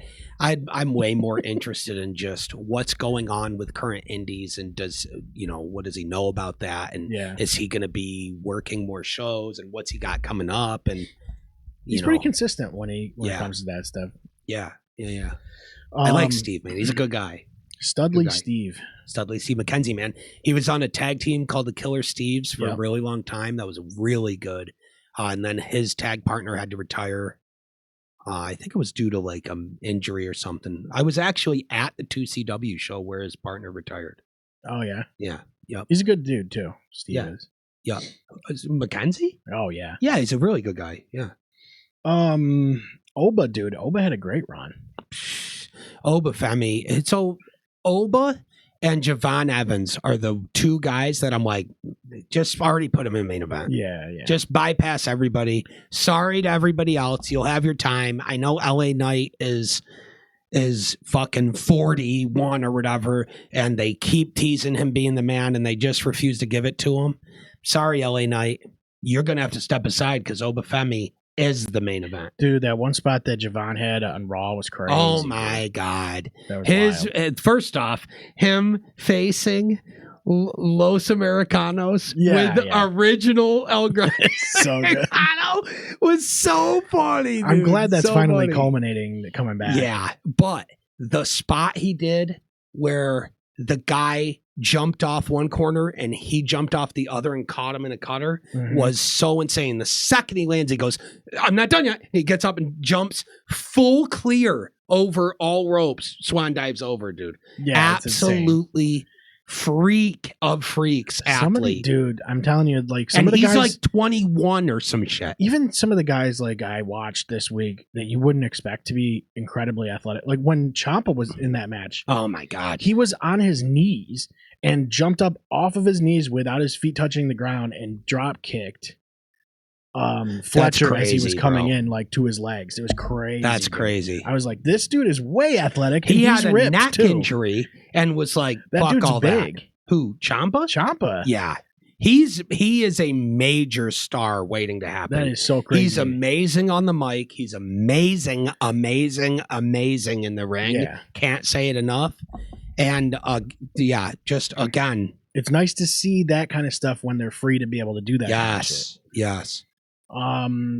Original Americano. Dude, I'm glad he's back. That's awesome. I love that he goes like he does that, and instead of going thank you, he's like gracias. That's so funny, bro. It's so funny. Oh my god, it's gold, dude. I'm glad that And he's so good. I just want to see how it all I'll tell works you out. this. When he finally unmasks and comes back as Chad Gable, it's straight to the main event with him. Yeah, I think so. It's straight. You have to just go right after it. Mhm. Turn him into the wrestling machine angle and go. Yeah, don't stall with that. No, Because then he'll nope, be nope. lost for a while. Nope, you got to go. He's immediately having a match with fucking Rollins and shit. And go Rollins, Cody, Drew, Yeah, 'cause- Sammy. Yeah. Just put him. It's He's gonna only working with those guys It's so now. cool when you see, like, you know it's Chad Gable already. Yeah. But it's going to get a huge pop when Oh the my mask comes When off. the mask comes off and he reveals it's him, it's going to be the biggest pop of the year. And everybody's like, I know it's Chad Gable, but It don't this is matter. going to be, and then they go, Yeah, it's gonna blow the roof, bro. Blow the roof. Because you know that when they finally pull that mask, it's on. mm-hmm. It's on. He's Yeah. gonna completely shift into fucking wrestling machine mode. Yeah, dude, I can't wait for that, dude. He's just great. He's too good. He's so good, and like all of his angles, like everything he everything he everything touches he does is with his gold. character. Yeah, Yep. He's too good, man. Just ready and waiting to be a and major yet, guy. you really hate to make the Kurt Angle comparisons, but like, But he's Kurt Angle it's too. so hard to not Yeah. do that. He's that good at everything. He's Yeah. wicked good in the ring. He's wicked charismatic. Mm-hmm. He's totally found his identity. You know, he did before. He turned it down Grande Americano. Yeah. And that's been even more funny. Who's the third Grande, though? Because there's three. There's him, there's Kaiser. Who's the third guy? There's two more. Or wait. No, because that's Oh, Los yeah, the Americanos. Los Americanos. That's funny. Who do you think There was that is, another too? It's one. got to be Pete Dunne and that diaper guy, right? Which I Oh, feel the bad diaper saying, guy. but there was a guy who was wrestling in a diaper and work Somebody boots, like even and he looked like a commented fucking toddler. when we were talking about this. Somebody commented and was like, "I need to know who the diaper guy is." Yep. And we don't even know who the diaper guy. No, is. we don't. We don't. Is there a way Oh, that Pete so Dunne Pete and Dunne, Tyler Bate. That's it right. actually is them as the fucking other so guys. it's Ryo and Bravo, Pete Dunne and Tyler Bate. Oh, they were just decoys. So they might not actually be Los Americanos, but Tyler Bate is. There's just no way. I love that this is the Wikipedia page for it. The whole thing. This No, is the Grande whole Americano, page. that's it. Yep, luchador character in WWE portrayed by multiple wrestlers. Yep, Gable, Kaiser, Dunne. They don't even have But- a picture of him. Yeah. They don't. They don't crazy. even have a picture of him. I gotta Because if fix you that. click on Gable, it's going to go, there's a picture of him. I'll fix it. I'll fix Yeah, that but later. put pictures up of every one of them. I'm going like this, yeah. Yeah. Royce Keys debuted. Yeah, that's big. A lot That of was people shit interesting. on the name instead of just calling him Powerhouse Hobbs, right? Yeah. Going Royce Keys. Well, it was His cool. reasoning for the name makes me go, I'll accept it. Yeah, I get it. Yeah. But It's it was whatever. weird that they also like showed Powerhouse Hobbs on the Titantron. Yeah, they just shouldn't have done that. Yeah. That's it. What Shouldn't was have done it. What was the Because point all of they did was go, oh, you guys know him as Powerhouse Hobbs, right? it? Time to Yeah, forget time to change his that. name for no reason. Yeah. It's like, dude, don't. If you're going to show us Hobbs, just call him Hobbs. That's it. Just call him Hobbs. I think he's one of those signings that like if you don't watch AEW, you just have no idea who he is. Yeah, that's true, though. So I think so. I think that's why they wanted to reference it so you Like, could if look you it know, up. it's him. But if Yeah. you don't, Right. welcome. And then he came out and he had a good showing. I He had a thought very so. good showing. Yeah, I wonder about him. Like, what Why are did they gonna- debut him in the Rumble? I don't know. I don't think that was the most effective debut for him. I think they could have done a lot better if they debuted him just on like Raw or something. My issue is like, I'm just worried about what they do with him. Yeah. What do you do? What with do him? 'Cause you do got with all him? these other powerhouse guys right now. You gotta, here's what you do with them. You do what we all want to see, and you do fucking Hoss Wars. And you have him versus fucking A Hoss OTs. tournament. And you a Hoss tournament. Now we're that's a talking, good yeah. idea. The Hoss Wars, dude. You have him and Otis and fucking Bronson Reed and who's another Hoss guy? Oba Femi. Oba Femi's for sure a big Hoss. Drew McIntyre. Drew McIntyre's pretty Hossy. He's pretty hossy. Yeah. But who the fuck is more of a Hoss than Otis? You know what I mean? Well, yeah. He is the embodiment of the word Hoss. Just Yeah. he's as wide as he is tall. He literally can't put his arms lower than this because he's such a hoss. Yeah, yeah. And his character is to just be an uber hoss. You know Uh-huh. what I mean? I love Otis so much, dude. And him and Tozawa challenged the Usos for the tag titles, and it was godly. Man, we should do that. It was godly. We should do that in 2K. The next time we A do the Haas gaming tournament? thing, yeah. We do a Haas tournament. Yep. Yeah. Yep. No And question. We'll just That's get like high a priority. list of all the hosses. Look up all the hosses. Who are the guys that we consider hosses, and we do a tournament with them. That's a good idea. I love it. I love it, dude. That's so funny. Yeah, I thought that was cool. I don't know. It's neat to see. Again, I think like who knows what they're going to be able to do with him. I think there's a lot of spots that are going to be filled soon. Yeah, especially with the guys that are leaving and all this stuff. I think that I think they know more than we do. There's and they're gonna preparing for some people to be gone. There's going to be like a power vacuum. Yeah. And all of a sudden, boom! Like these guys are going to go up to the main guys event. are going to fill the spot. Who's going to be? Because we know like AJ's gone, Styles being gone leaves a big spot. Sure. That's a big spot. Cena being gone, not much because he kind of had already been. His spot is already gone. Yeah. You know. But Styles going actually leaves a big spot. Orton, when he eventually goes, that's going to be within the next few years. He still says he says he thinks he can go till he's 50, and if he makes it to 50 wrestling, he'll retire on purpose at 50. Yeah, that's what he says. But who knows? You're going to have guys quietly filling the spot though, like Dom and guys who have already built their name, like maybe Chad. You're going to have Chad. You're going to have Dom. You're going to have possibly. Yep. And Chad's almost 42. But again, look at this 40-year-old number. No one gives a fuck, dude. No one gives a fuck. Yeah. It don't matter. Not when you look like guys like LA Knight and Chad Gable. Like, who cares, dude? So Roman wins, right? Yeah. And I'll take you through like my thought process. Sure. You have all this young talent that you're trying to build. Mm-hmm. And this is just what I initially thought, which has since somewhat been redacted. Sure. So yeah, you got all this young talent you're trying to build. I feel like it shows a lack of confidence in your young talent when you fall back on a guy who is a part-time performer. And that's right. He has, obviously his aura is just off the charts when he shows up. He's a big deal. He does a great job every time he's in the ring. Yeah, it's Roman. Bro. But sometimes you're just like, you kind of forget that Roman's even a thing. And then he shows up. It's showing a lack of confidence in some of the younger guys. But it's not even necessarily the younger guys as much as it is a guy like an LA Knight or something. Or that, just guys that can fill the spot. And are ready and waiting and deserve it. And you're just not pulling the trigger because you just have to give it to Roman. And people want them to fill the spot too. Yeah. Yep. So that was what I initially thought. I still kind of feel that way. But then you have Roman and Punk face to face, and different. They turned it around because having Roman, if he came back and went after the WWE title again, I'd go, nope, right, no, right. But having him go, no, I'm going to go after the world title now, and I'm going because I hate Punk's guts, and I'm going after that man. Yeah. And that's he did a what's good job up. with, he brought up some of the past, like things that have happened. I thought his promo was so good. I did too. Dude. It was so, and you could tell Punk did too, because he couldn't even fight himself from being like, all right. Mm-hmm. Like yeah.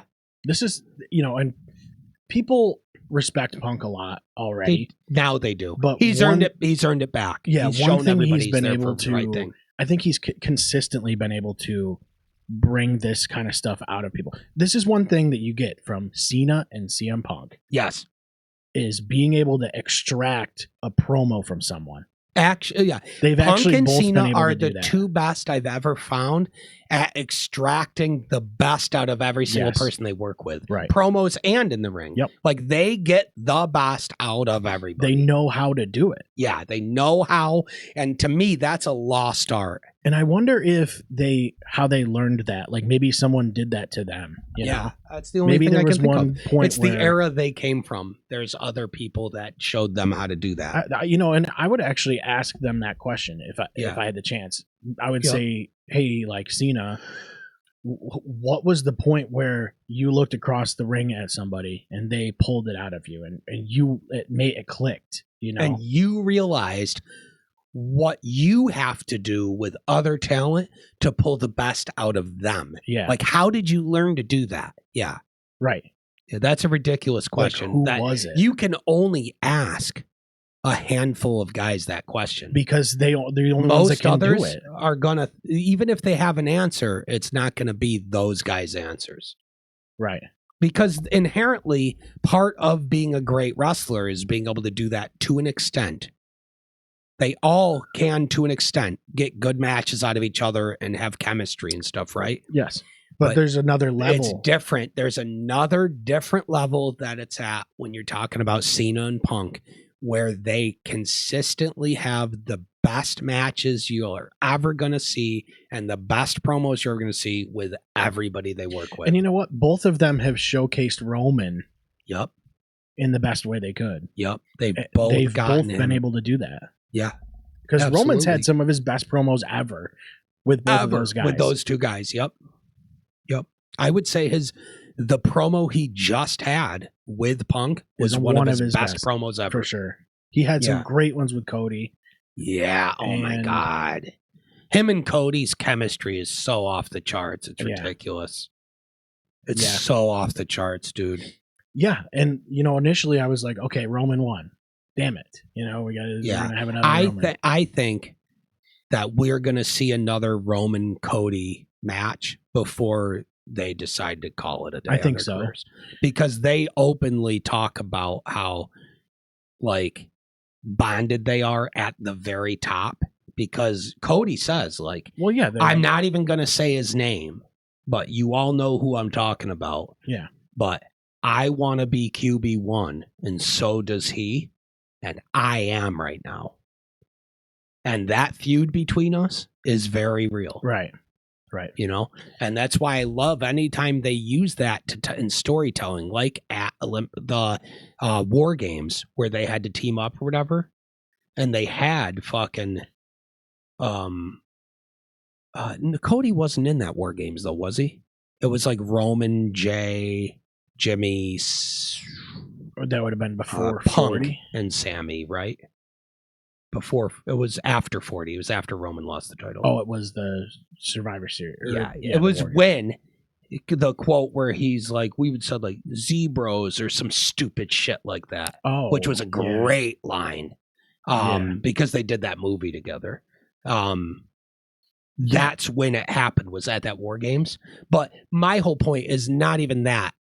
It's just anytime you see on camera Roman and Cody next to each other, energy completely changes. They're company carrying guys. Yeah, but everything changes about the energy in the room, energy in the ring, whatever it is. You instantly recognize those two guys are in the same place together, and they immediately lock eyes and just go. Well, here's the reason, right? Yeah. Because they are both want to be the torchbearer. Yeah, they want to be the quarterback. And they're also both extremely professional to the point where they can work with each other. Yes. Because you don't want animosity between these two. No, and I don't think they hate each other behind the scenes. Right. There has to be They both down deep are like, I want to be better than I want to be that spot. Yeah. Yep. But Roman has already been that guy. Yeah. And now Cody's getting to be that guy. They've both already kind of been to that point, Well, Cody has. Now they have. Yeah. But now until 40, Cody had not. That's right. Yep. But now I think they're both on this, like, they're company carrying guys. They're flagship guys. Yes. Absolutely. And I think that's why a guy like Roman comes back and wins the Rumble. How many guys are able to say that? None. There's what, like 5, 6 guys that you could really think about? You can literally trace the lineage. It's like Hogan was literally the first. Andre the Giant was really the first. I would say. It was like Andre, Hogan. It depends on how deep you want to go with it. Because, like, I think there's a lot of guys. I'm talking actual had the weight of the whole company on his shoulders. Yeah. It's like Hogan, Andre, Bret Hart at one point, Shawn Michaels at one point, right? And both of them were during a time where it wasn't great. And there's guys in between there too, like Diesel and shit like that, right? Right. But how many guys But the guy did it who, and actually grew the business doing Yes, it and yes. had a major change? It's like Hogan, Stone Cold Steve Austin, Rock, Cena, Roman, Cody. That's actually it. yeah, like the way I look at it is like when you think WWE, who's the first guy bang that you Yep. think of? Right now you go Cody Rhodes. And that most people, even if they don't watch wrestling, know. They're going to go, it's Cody. Yeah. I Yeah. wonder right how, now it is actually Cody. Yeah, that would be an interesting experiment. Just a few years ago, it was Roman. Before it was Roman, it was Cena for over 10 years. I mean, The Cena's craziest run of still- anybody ever. Cena's the number one of all of them. Yeah. He's the best of all time, in my opinion. I don't know how you argue it. It's part of, he was in movies and things too, so more of a Sure. mainstream reach. Mhm. So you got to think, like, if you asked some Transcends the business. Transcends Yeah. the business and Yeah. takes the business back to a pop culture era. if you ask question mark guy on the street or whatever, you know, Go, who's John they're- Cena? He's going to go, yeah, I know who Yeah, he yeah, is. yeah. Yep. I think, you know, it's definitely Yep. less. With And a then guy. there's characters that stand out as well, like an Undertaker. Yes. You can ask somebody on the street, do you Oh, know yeah. who the Undertaker is? They go, yeah. Well, even Kane, I think a lot of people would know. You know, Kane was Sure. Kane was massive, Kane was so, but he was always, God. you know, it was the Undertaker. He was kind of overshadowed by Undertaker. He was never going to but go. it was so slightly. But Yeah. still, he did it all. But he was never Multiple going to time world champ, tag surpass. champ. Yeah, he's a fucking Grand Slam champ and shit. So Yeah, he's Hall of Fame. Is he in the Hall of Fame though? he has to be. Kane? If not, he If will he's be. not, oh my God, how is he not? Well, I'll just put. He's about to be. If he's not Yeah. not already, how do you not? Yeah, he has to be. Yeah, he is. Okay. 2021. Okay. Wow, I so don't remember only- seeing. So it was during pandemic. That's probably why I don't remember seeing him go in. Yeah, he's as deserving as anybody. Yeah. Kane. Like, we might not talk about Kane a ton on here, but like, what Yeah. is there to say? He's one of the all-time greats. Glenn Jacobs, dude, he was a mayor, wasn't he? Governor, I think. Governor No, he or might have been a something. mayor. He might Was have it a been mayor? I think he was. I think it was a mayor. Either way, who cares about that shit? All that matters is his in-ring. Mayor of Knox County. He was a mayor. Yeah, that's why. And by all accounts, he's a really sweet guy. Where the fuck is Knox County? Nobody knows. I don't know, but See No Evil was cool. I liked that movie. I didn't mind it. Oh, yeah. Because it felt like just all the other 2000 slashers of the time. It was like in that same Yeah, I boat. forgot And it about wasn't that. shitty. Yeah. It wasn't shitty. What else we got? Raw. We got a couple Raws. I only wrote some stuff down about Raw. I mean, dude, none of that shit matters anyways. Yeah, it's all bullshit. It's all bullshit. Oh, one thing I did like about Raw, because we did talk about this a little bit, was opening shows. Right, opening shows strong. Yeah. Raw 2 weeks ago, bang! Braun Breaker's at ringside. Yeah. He's tearing apart the tables. Yup. Yeah. That's They the did move. exactly the shit we were just talking Yeah, about. And not I'm because telling of you, us, of course, I'm telling you, they listen.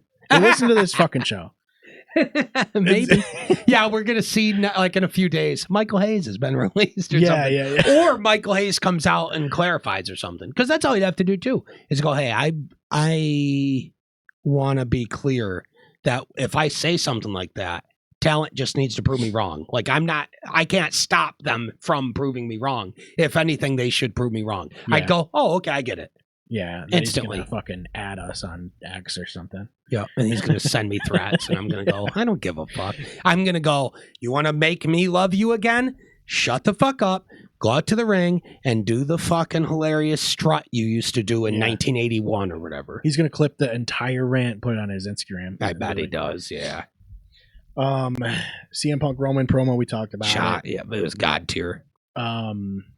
Let's see. Oh, dude, this week on Raw, dude.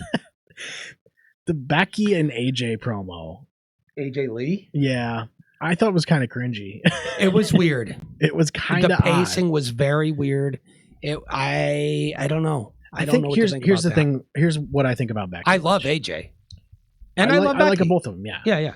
However, Becky's character, I think she's becoming a caricature a little too much, leaning into that I think too so. much. She's like overperforming. Yeah. I can see that.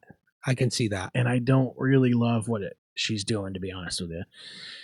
And then AJ's like kind of that way anyway. That's kind of AJ's already that character. She did what she usually does. Yeah, she's more so playing herself. It just felt like Becky wasn't Becky. Yeah, and it has felt that way for a little while. I agree. It seems like she's trying to make a character shift, leaning too far into the heel thing. Yeah, and whatever. That's no big deal. Yeah, but she'll course correct. I thought she was better as the man.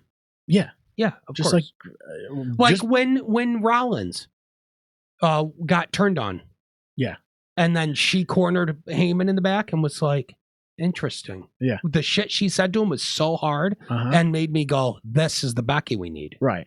And I've seen Rollins like throw fits and shit, but never like caricature that far. No. It's a little bit much, I'd think. Yeah, but that's just the way I saw it. Who knows? She might have went back through the curtain and they went, "That was hilarious. We loved it." Right, you know, right, and whatever. That might have been what they were shooting for. I don't know. Yeah. But it did come off a little weird. I couldn't agree more. And to open the show with it felt slow. I felt like Raw started really slow this week. This week started slow. Even the tag match was a little weak. Especially in contrast to the week prior's start.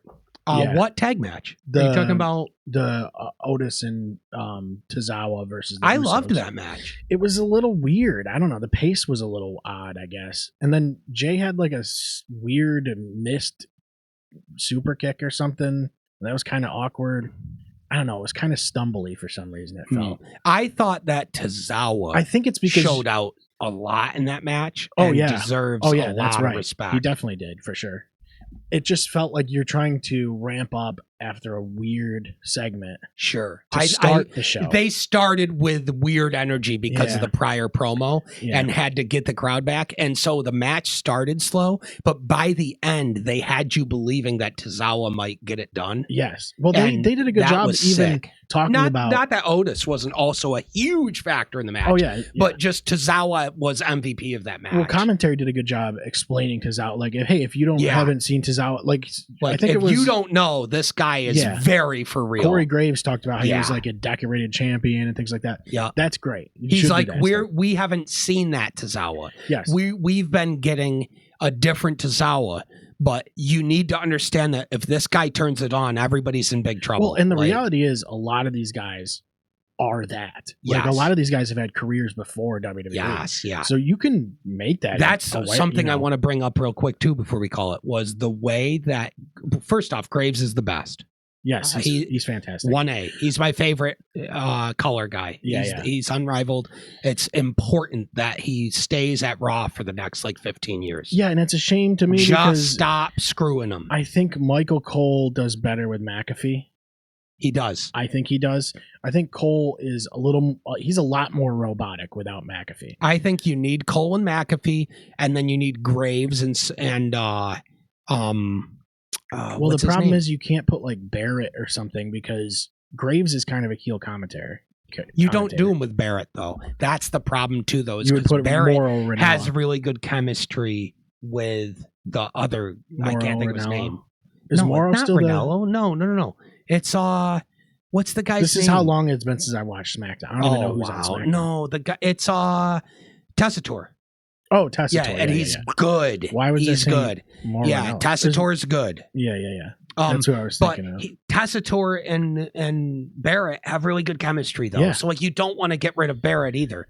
But you just have to Barrett say never mind to Pat. Because you have to, I guess. Graves just is way better, way more deserving, and Pat does 6,000 things and can't even commit to the job full time. Yes, and to be fair, if anything, you have him come on as a guest. Pat, you can have him be a third man. Yeah, have him be a third man at a WrestleMania or something, or a Rumble. But Graves is obviously Graves more.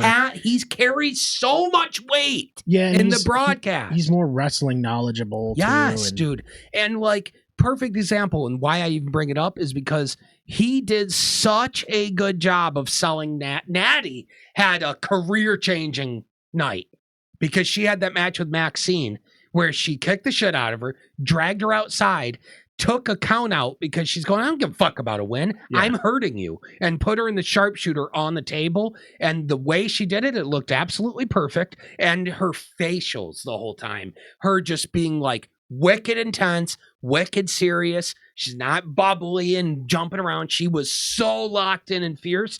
And when she was coming out, the whole fucking time, the whole match, the whole entrance, everything she was doing, Corey was building her up like Jim Ross level, building her up. Yeah. Just going, we haven't seen this side of Natty, but you guys are going to learn. She's a heart. She came from the dungeon.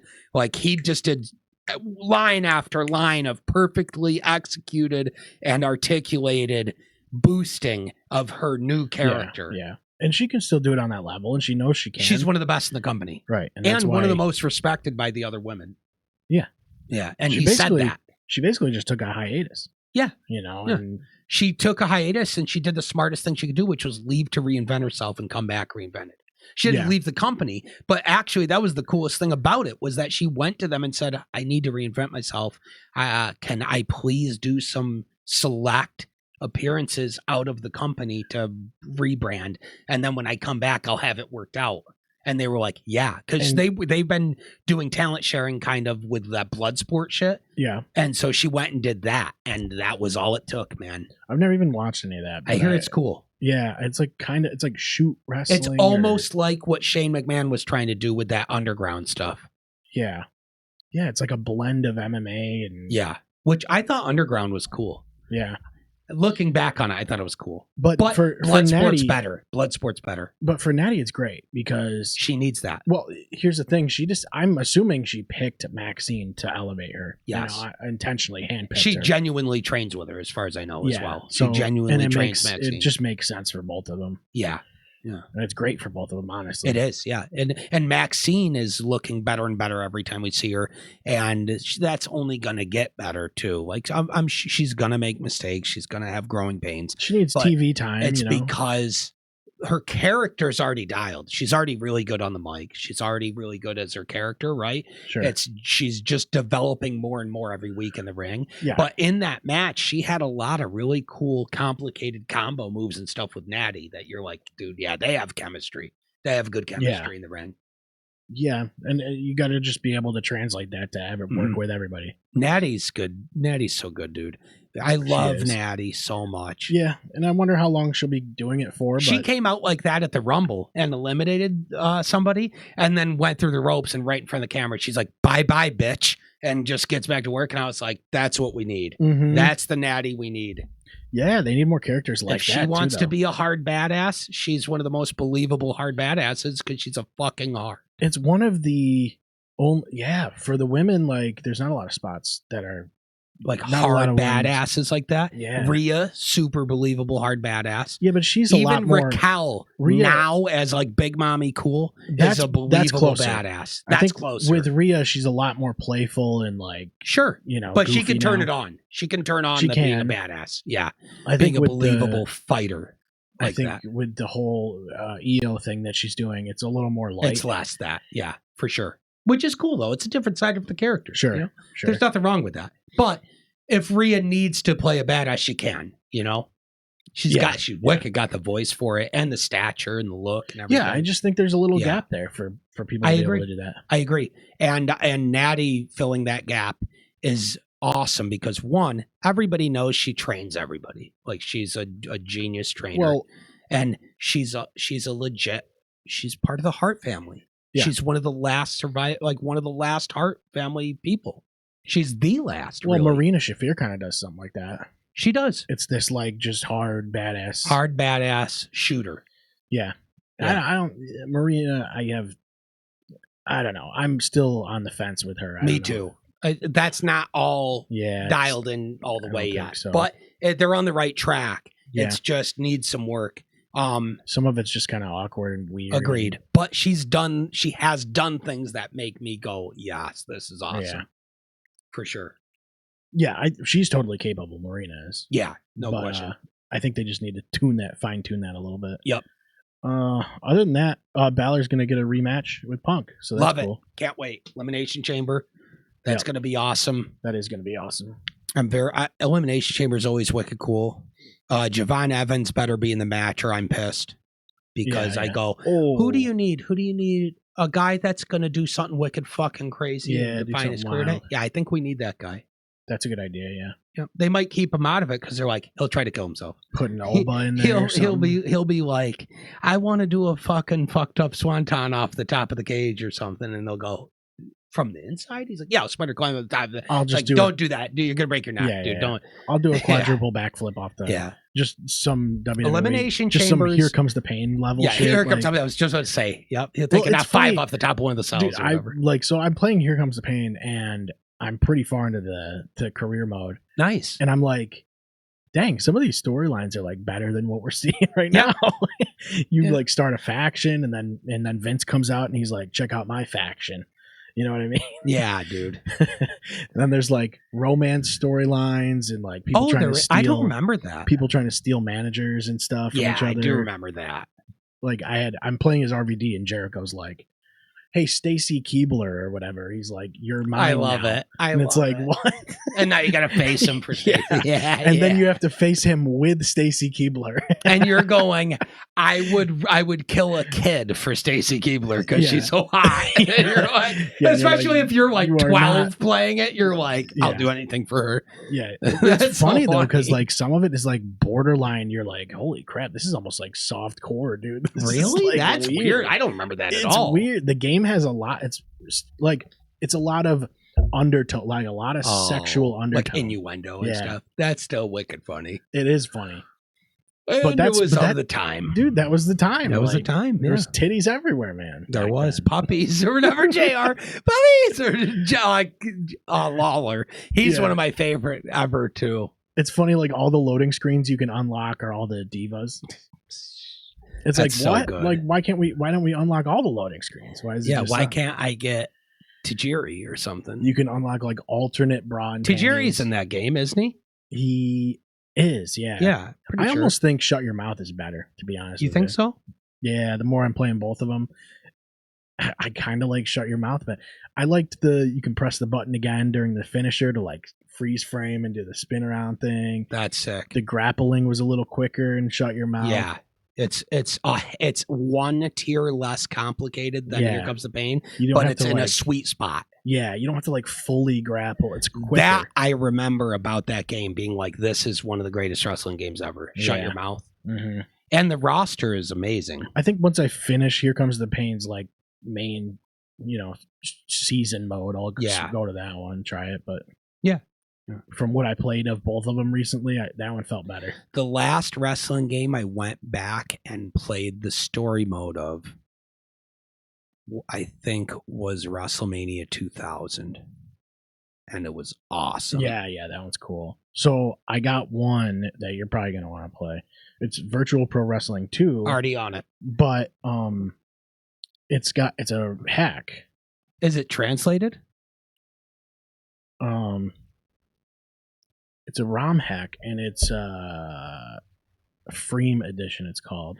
Never heard of this. It actually has a bigger roster. It's got WCW guys. Okay. WWE, WWF guys. So it's funny because Virtual Pro Wrestling 2 is almost WrestleMania 2000.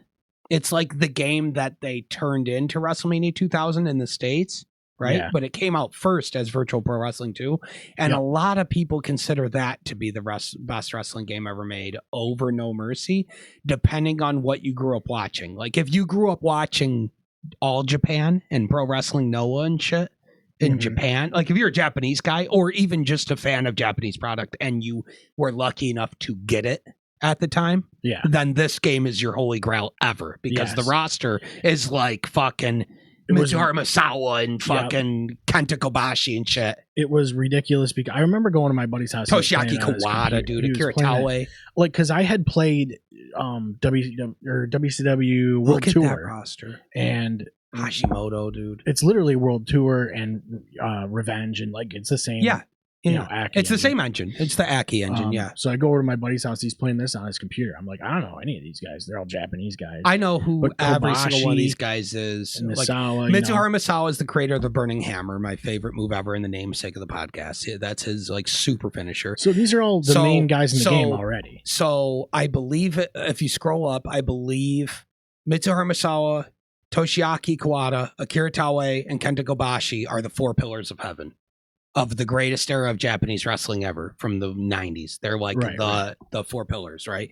And then Akiyama and Takayama and Hashimoto, Chono, like a lot of these guys are Yuji Nagata. You have to know who that Chono is. And Hashimoto. Yeah, yep. A lot of these guys are just other legendary Japanese wrestlers. Great Sasuke, Taka, Jushin Liger. Yep. Benoit, Malenko, and Eddie all wrestled there.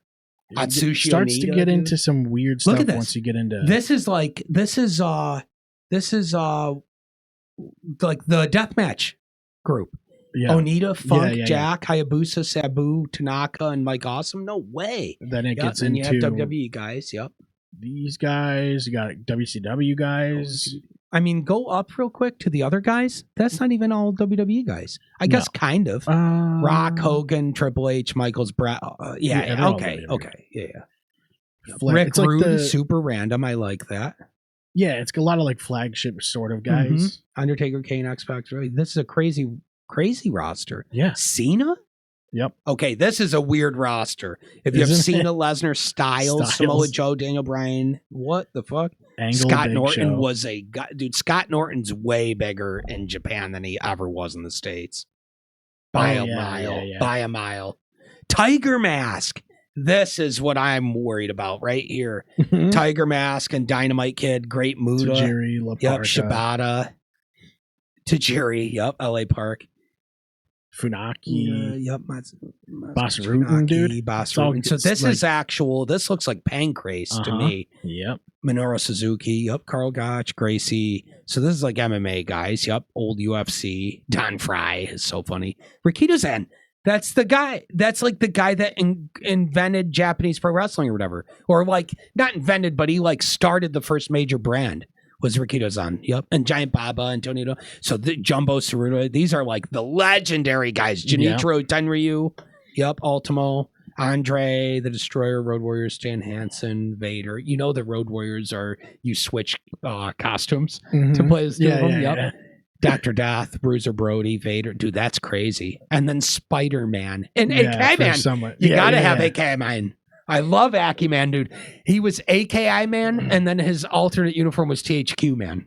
Revenge. In Revenge. Yeah, I forgot about that one. Yep, we would play as him all the time just because we thought it was funny. Revenge, dude. I didn't play a lot of Revenge, but I had it like late. So I got my N64 for Christmas in 1996. Christmas 1996. I was 8 years old. I got an N64 for Christmas. The video of the like 96, didn't it? It did, yeah, like November, I think, in the States.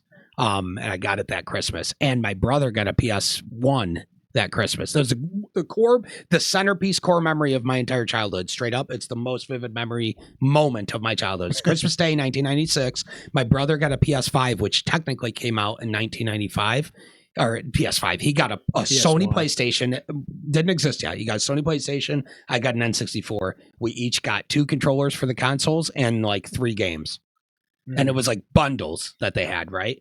So we went from Sega Genesis to we have a PS1 and an N64. My brother had the PS1 in his room. I had the N64 in my room. And my mom had a video somewhere of me flipping out like the N64 kid getting an N64 shit. And like just freaking. My brother freaking out shit. Because it was just so impossible. I couldn't. You also have to understand that like we used to go to the Great Northern Mall every certain amount of time. To get like school clothes and stuff like that. And we'd go to EB Games. And when we went in there, they had an N64 display one time that had Super Mario 64 on there. And I was like 7 years old.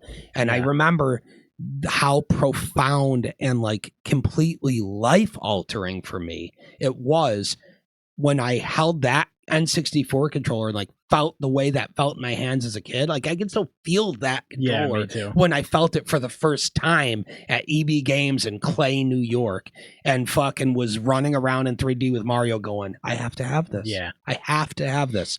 And so we got that. And then after that, Revenge came out and we had Revenge and played thousands of hours of it. That was like the first this is the best wrestling game ever made, and it's not even close to up for debate. Like at that point, we were playing Raw for Sega Genesis, which is hilarious, but we were playing that. And then other than that, I think we had WCW versus the World for PS1, which was also Aki. WCW Thunder. Yeah, that was different. That one but was versus so the bad. World was made by the guys that made Revenge, but it was made prior to their N64 deal. And then they went and they made World Tour, which was Virtual Pro Wrestling 1 in Japan. And then they made Revenge. And Revenge was the one we had. I had World Tour, and then I rented Revenge for a while, and just we had them both, but we played Revenge way more. I looked up the retail prices for like N64 games. It was like yesterday, because I was wondering what they were when they first came out. Yeah. And they were not cheap. Dude. No, it was like $60. They were like 60. Some of them were 75, and some of them were 80. Doom 64 was like $80. It's so ridiculous. Great game though. In 90s, whatever, 97, 98 or whenever it came out. That's so expensive. It's absurd. That is insane, dude. The minimum wage was probably like $5 or something. Probably, shit, yeah. Yep. But also cost of living was like 1,000 times cheaper. Absolutely absurd. But the consoles were like $150. Yeah. Yeah. N64 was probably $300 max when it was brand new, $299 or whatever. Absolutely insane. But yeah, so Revenge, we just played a ton. And then we got WrestleMania 2000, and that just blew our minds so bad. Yeah. And then we got No Mercy, and that was the one. We put all of our time into that. And then after No Mercy, all the WWE games switched to the SmackDown series, and that was the flagship. And that's when like Shut Your Mouth SmackDown and Here Comes the Pain were the big ones. That was the SmackDown versus Raw was amazing. It was after SmackDown, then it just became SmackDown versus Raw. Yep. But I played a lot of SmackDown, dude. Every one of them. The first one, the second one. Every one of them.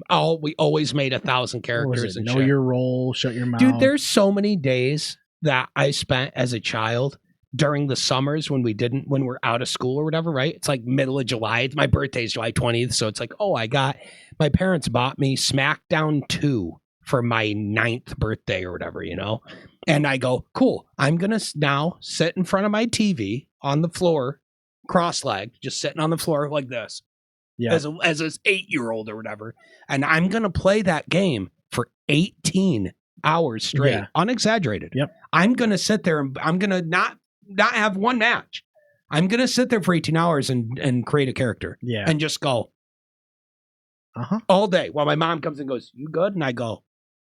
And it feels like it's only been 20 minutes. It's been 20 minutes, yeah. But it was all day, night went by. Insane. People came and went, didn't give a fuck. Yep. And then you can hop right back up, dude, and fucking do a backflip onto your bed. Because I was a kid. Yeah. Dude, if I sat Indian style for 18 hours, I'd fucking never be able to I don't know if I could get up.